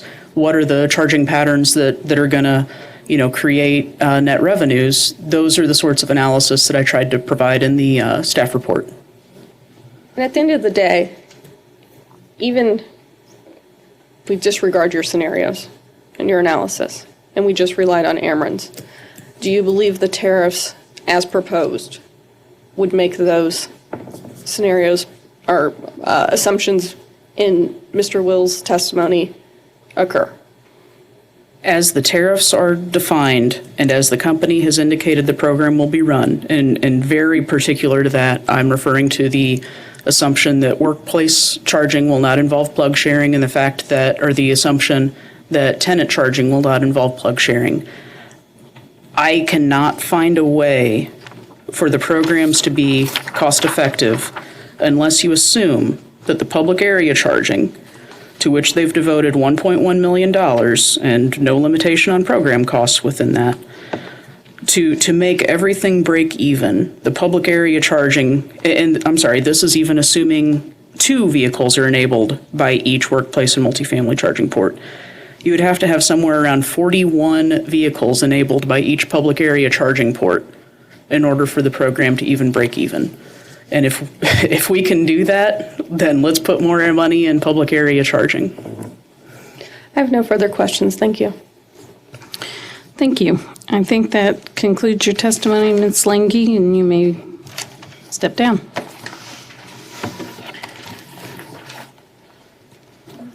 Let's go ahead and take a short break in between these last couple of witnesses. And let's return at 2:30, 10 minutes.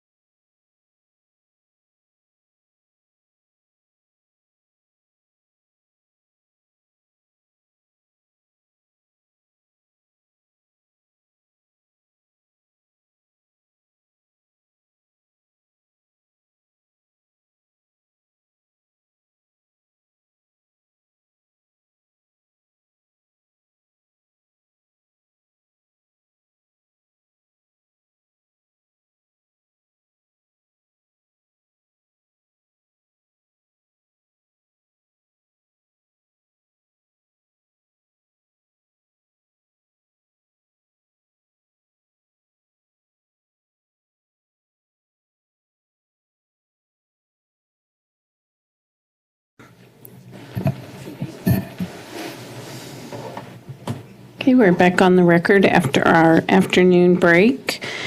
And Mr. Olischlager has come to the witness stand. So I'll go ahead and swear you in. Do you solemnly swear or affirm the testimony you're about to give at this hearing will be the truth? I do. Thank you. You may go ahead, Ms. Mers. Will you please state and spell your name for the record? My name is Mark L. Olischlager. Last name is spelled Oliggschlager. And by whom are you employed and in what capacity? I am employed by the Missouri Public Service Commission as the manager of the auditing department. And are you the same Mark Olischlager who caused to be prepared certain testimony that has been marked as Staff Exhibit 103, the rebuttal testimony of Mark Olischlager?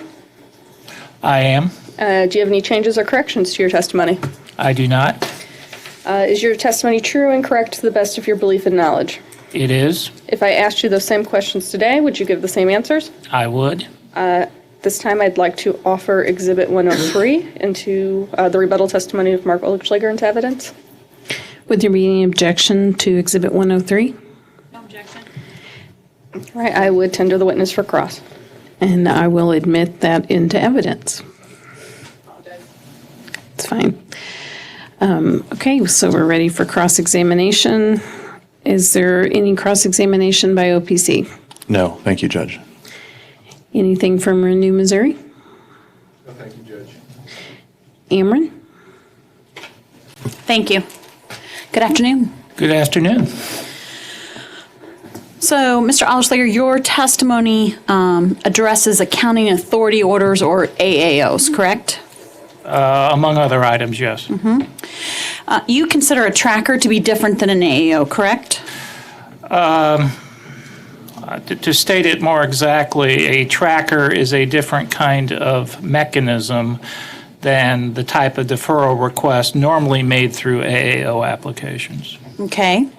Would you agree with me that AAOs have to do with past events, like restoration after a major storm? Generally, yes. Okay.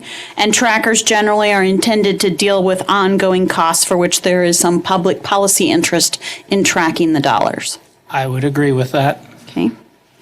You would agree that Ameren, Missouri's request is more akin to a tracker than an AAO? It has aspects of both. I probably would lean a bit towards the tracker side than the AAO deferral aspect of it.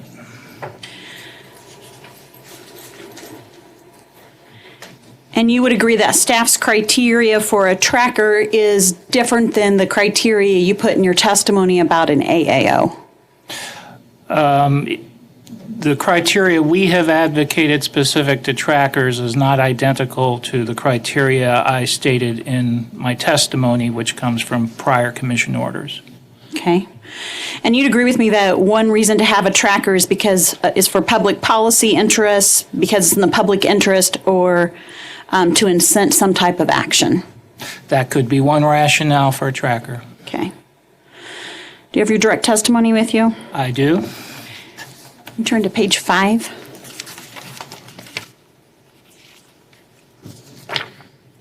I'm there. Okay, on line 12, your recommendation is that the commission use normal accounting?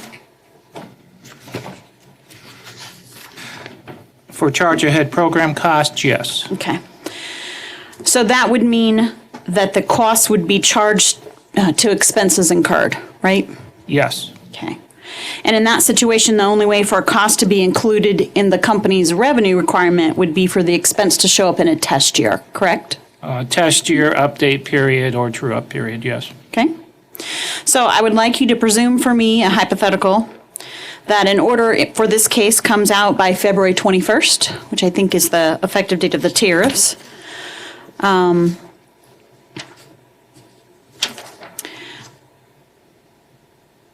Then further presume it takes the company 6 months to stand the program up and to get it going, okay? Okay. So I think that takes it until August. Does that sound right? Yes. And let's presume the company files a rate case in 2019. I would say traditionally the company files around June or July, right? Okay. I'll agree with that. So do you agree with me that in that scenario, there won't be any costs related to charge ahead in the test year?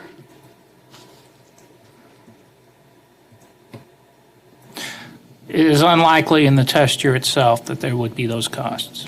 Because we're presuming the program doesn't start till August. Correct. Right. Now, are all expenses updated in a true-up? Typically not. Okay. So assuming all of the revenues and costs stay the same, Ameren, Missouri will suffer a permanent loss of some portion of the program costs of the new program, correct? By its decision to incur cost in advance of rate recovery? By its decision to start a program? Yes. Okay. So that's a yes, that they will be a permanent loss? I'm sorry, I just wanted to make sure that we weren't talking past each other. Oh, sure. Theoretically, that would be a loss, yes. Okay. Now, using your traditional accounting approach, would you agree with me there is no way to obtain perfect symmetry so that the company could start a new program and also include all of the costs in the revenue requirement because of the historical test year that the state of Missouri uses? It would be highly unusual to have perfect symmetry of that nature. Okay. So let's talk about another hypothetical. I would like you to assume that the company spends $1 million in 1 year on a commission-approved program, and that $1 million is an expense, not a capital expenditure. Okay? Got that? I do. And assume the company is not able to recover those expenses for 5 years. Oh, it does not seek a rate case for 5 years. Okay? Then assume in year 5, the company's allowed to include that $1 million in its revenue requirement. Okay? Okay. Do you agree with me that the initial $1 million expenditure is an expense that has to be recorded on the company's books in the year it was incurred? Absent other accounting authorization from the commission for regulatory accounting purposes, I would agree with that. Okay. And that's normal accounting procedure? Yes. And that would reduce the net income in that year the expense is recorded, correct? All other things being equal, yes. Okay. Would you agree that the company is not able to record any revenues associated with the future recovery until it actually bills that amount in year 5? Under most circumstances, that would be true. Okay. And that's a GAAP rule, right? Yes. And that's because there's not enough certainty in regards to future recovery of the costs. That would be the general rule. Okay. And would this scenario qualify for revenue booking under, well, let me ask a different question. Are you familiar with alternative revenue programs of CAP? Generally, yes. Okay. Would this scenario qualify for revenue booking under that program? Under the hypothetical you laid out, I don't believe so. Okay. And you know what GAAP stands for, right? Sure. Generally accepted accounting principles. Okay. And you're familiar with those? In general, yes. You're a CPA, correct? I am. Okay. Let's go back to your testimony. Page 6, line 18.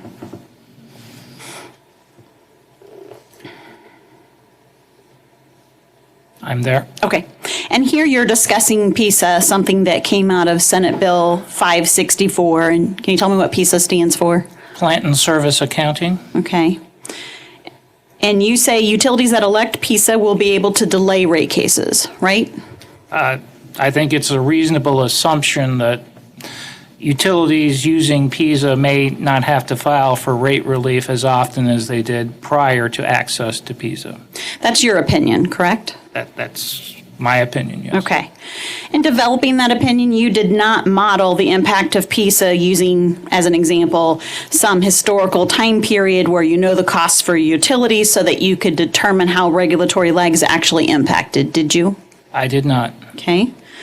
Do you agree that PISA allows capture of 85% of qualifying plant depreciation and return? I do. So it does not capture 15%? That is correct. Okay.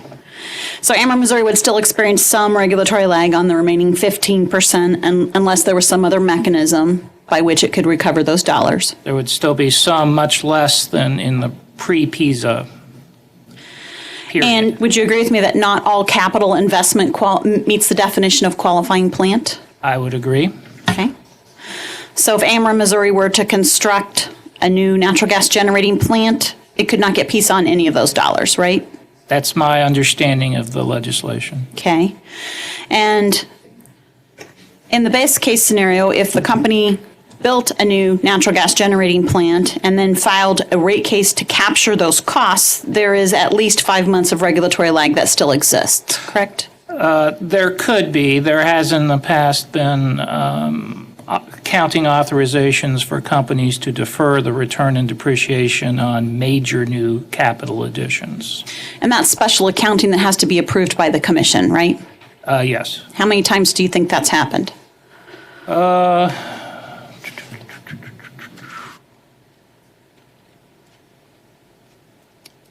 At least 4 or 5 times.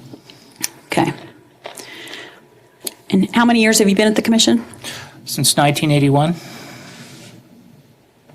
It wouldn't be polite for me to say I was in high school then, right? Sorry. Do you agree with me that PISA does not address cost increases that occur in operation and maintenance expenses? It does not. Okay.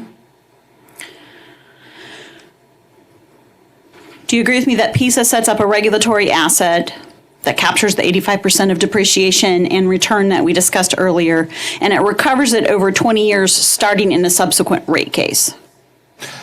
That's my understanding of the legislation. Do you agree with me that the GAAP accounting rules would not allow Ameren, Missouri to book the equity portion of the regulatory asset as revenue at the time the cost is incurred? My general understanding is that utilities in most circumstances are not able to book an equity-based return component as a deferral. Okay. For financial reporting purposes. For Right, GAAP. regulatory reporting, they can't. I asked you about GAAP though, and that's financial, right? Right. So that portion, the equity-based portion that you just discussed, can't be booked until it's actually billed, correct? That's Under my- GAAP rules. That's my understanding. Okay. So there are some parts of regulatory lag that aren't solved by PISA, right? It doesn't entirely eliminate regulatory lag on plant additions. I'd agree with that. And you haven't done any analysis to quantify those portions of the unresolved regulatory lag, correct? To translate those into dollars for Ameren, Missouri, I have not. Okay. So you're speculating, when you raise your opinion, you're speculating that whether or not PISA will drive shorter time periods between rate cases, aren't you? Well, any discussion of Ameren's future rate case filing plans is, I think, speculative at this point, including mine. All right. Thank you, sir. Thank you. Are there any questions for Mr. Olschlager from the commission? All right. Is there a redirect? Council for Ameren was asking you questions about the difference between the AAO standard and the tracker standard. Do you recall questions along that line? I do. When you read the terms deferral, accounting, and authority in Mr. Will's direct testimony, what mechanism did you believe he was requesting? That's more consistent with the standard AAO type request, in my opinion. And if Mr. Will's direct testimony had mentioned trackers or tracking a cost to recover later, how would your rebuttal testimony have responded instead? It would have probably specifically referenced the criteria staff has advocated in the past for consideration of trackers. Would the ultimate rejection conclusion remain the same? No, in my opinion, Ameren's request in this case does not meet either standard or set of criteria. You were asked about a hypothetical rate case. What types of expenses and items are trued up? The major drivers of revenue requirement tend to be trued up, things like plant and service, accumulated depreciation, accumulated deferred taxes, payroll expense, customer growth as it impacts revenues, and there's probably other items I'm omitting at the pensions and OPEB. So there's a number of different areas that are typically trued up in a rate case. And if staff knows that there is a new expense that would be coming in during true-up, how likely is it that staff would look at that expense? If there is a new expense, which perhaps is not been fully embedded in a test year or update period, that is something we would look at as part, we would seek to look at that as part of a true-up process. You were asked about PISA and regulatory lag and rate case timing. In your experience at the Commission, what is the biggest driver of rate case timing? Well, to probably be more fundamental than what you're looking for, deficient earnings on the part of the company, either actual or projected in the near future. And that can be driven by a number of things. In many cases in the past, it has been adding new plant not yet included in rate base for rate-making purposes. And that would be regulatory lag. That's regulatory lag, yes. And you believe that PISA reduces regulatory ag? It significantly reduces regulatory lag. And are rate cases expensive endeavors? For major companies, in most cases, yes. How likely is it for a utility to undergo the expensive, lengthy rate case procedure without the big motivator of losing out on plant and service, the return of and on? The regulatory lag driver. Again, just based on my past experience, I think that has probably been the biggest component of regulatory lag for utility companies. It's certainly been what I think they have complained about the most in the past. There are other drivers too. A salary increase, for example, not reflected in rates may partly drive a rate case. There's other items. Okay. I have no further questions. Thank you. Thank you. I believe that concludes your testimony, Mr. Oleschlager, and you may step down. All right. I believe we have one more witness on the list. Staff calls Robin Cleathermos to the stand. I could get you to raise your hand. Do you solemnly swear or affirm that the testimony you're about to give at this hearing will be the truth? I do. Thank you. Will you please state and spell your name for the record? My name is Robin Cleathermos. Cleathermos, Kliethermes. And are you the same, or by whom are you employed and in what capacity? I am employed by the Missouri Public Service Commission as the Rate and Tariff Examination Manager of the Tariff and Rate Design Department. And are you the same Robin Cleathermos who caused to be prepared certain testimony which has been marked as Staff Exhibit 104, the surrebuttal testimony of Robin Cleathermos? Yes. And do you have any changes or corrections to your testimony? I do not. Is your testimony true and correct to the best of your belief and knowledge? Yes. And if I asked you those same questions today, would you give the same answers? Yes. At this time, I'd like to offer Exhibit 104, the surrebuttal testimony of Robin Cleathermos. Would there be any objection to Exhibit 104? Yes, Your Honor. I object and move to strike pages 2, line 7 through page 5, line 19. The Commission's rules at 4 CFR 240-2.130 sub 7D say so rebuttal shall be limited to material which is responsive to matters raised in another party's rebuttal testimony. The beginning of Ms. Cleathermos' testimony does respond to the testimony of Dr. Jeff Mark, so I'm not moving to strike that, but starting on page 2, line 7, she is either repeating or building upon staff's make-ready tariff proposal that's in their report and rebuttal testimony, and as such, it is not appropriate so rebuttal testimony. And I'm sorry, what was the, that is through page 5, line 19.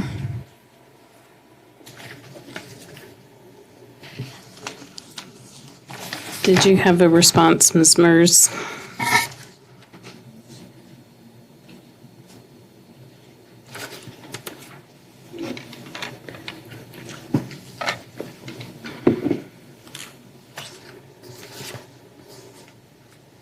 No response. Yeah, it was just for the convenience of the commission to concisely summarize, but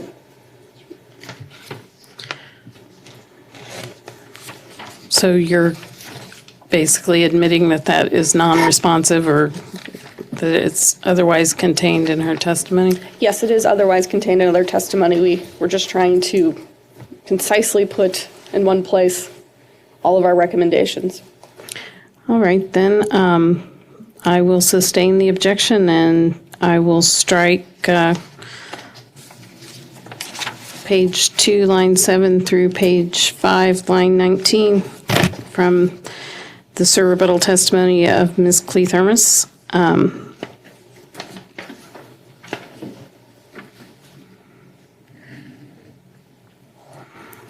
Are there any other objections?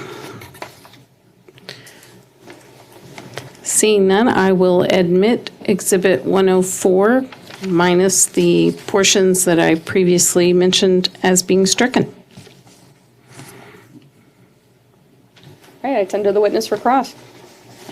Is there any cross-examination on the remainder of Ms. Cleathermos' testimony by public counsel? No, thank you, Your Honor.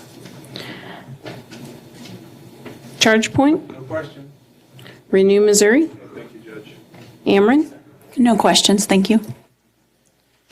Are there any questions for Ms. Cleathermos from the commission? All right, then.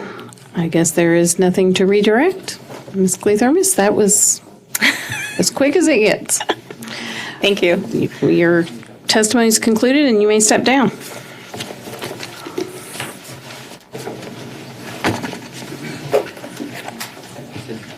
Okay, you guys took me by surprise on that one. So, but I'm glad that that appears to have wrapped up all of the witness testimony. Am I correct? I didn't miss anyone? That's correct, Your Honor. All right.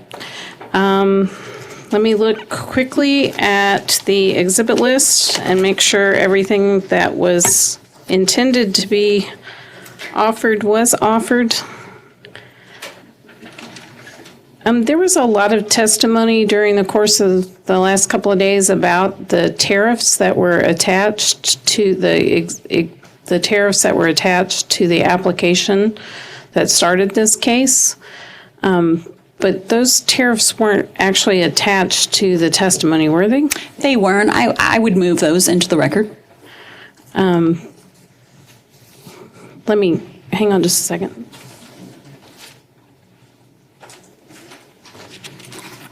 And there were actually like 3 different portions, including the line extension tariff, right? Right, the line extension tariff, of course, has been superseded by the stipulation. Right. But right, there's charge ahead tariffs and there's tariffs for, or charge ahead EV and charge ahead business solutions. I guess the part I was most concerned about then were the charge ahead electric vehicle program and the charge ahead business solutions. Just Your Honor, would it make sense just for the commission to take notice of those tariffs as filed in the docket? we can, yeah. I just wanted to make sure that there wouldn't be any objection to the commission doing so. Would there be any objection to the commission taking notice of the tariffs as they were filed with Ameren's application, since that's been the subject of the testimony from the last 2 days? No objection. Okay, seeing none, then the commission will take notice of those tariffs as were filed with Ameren's application in this case.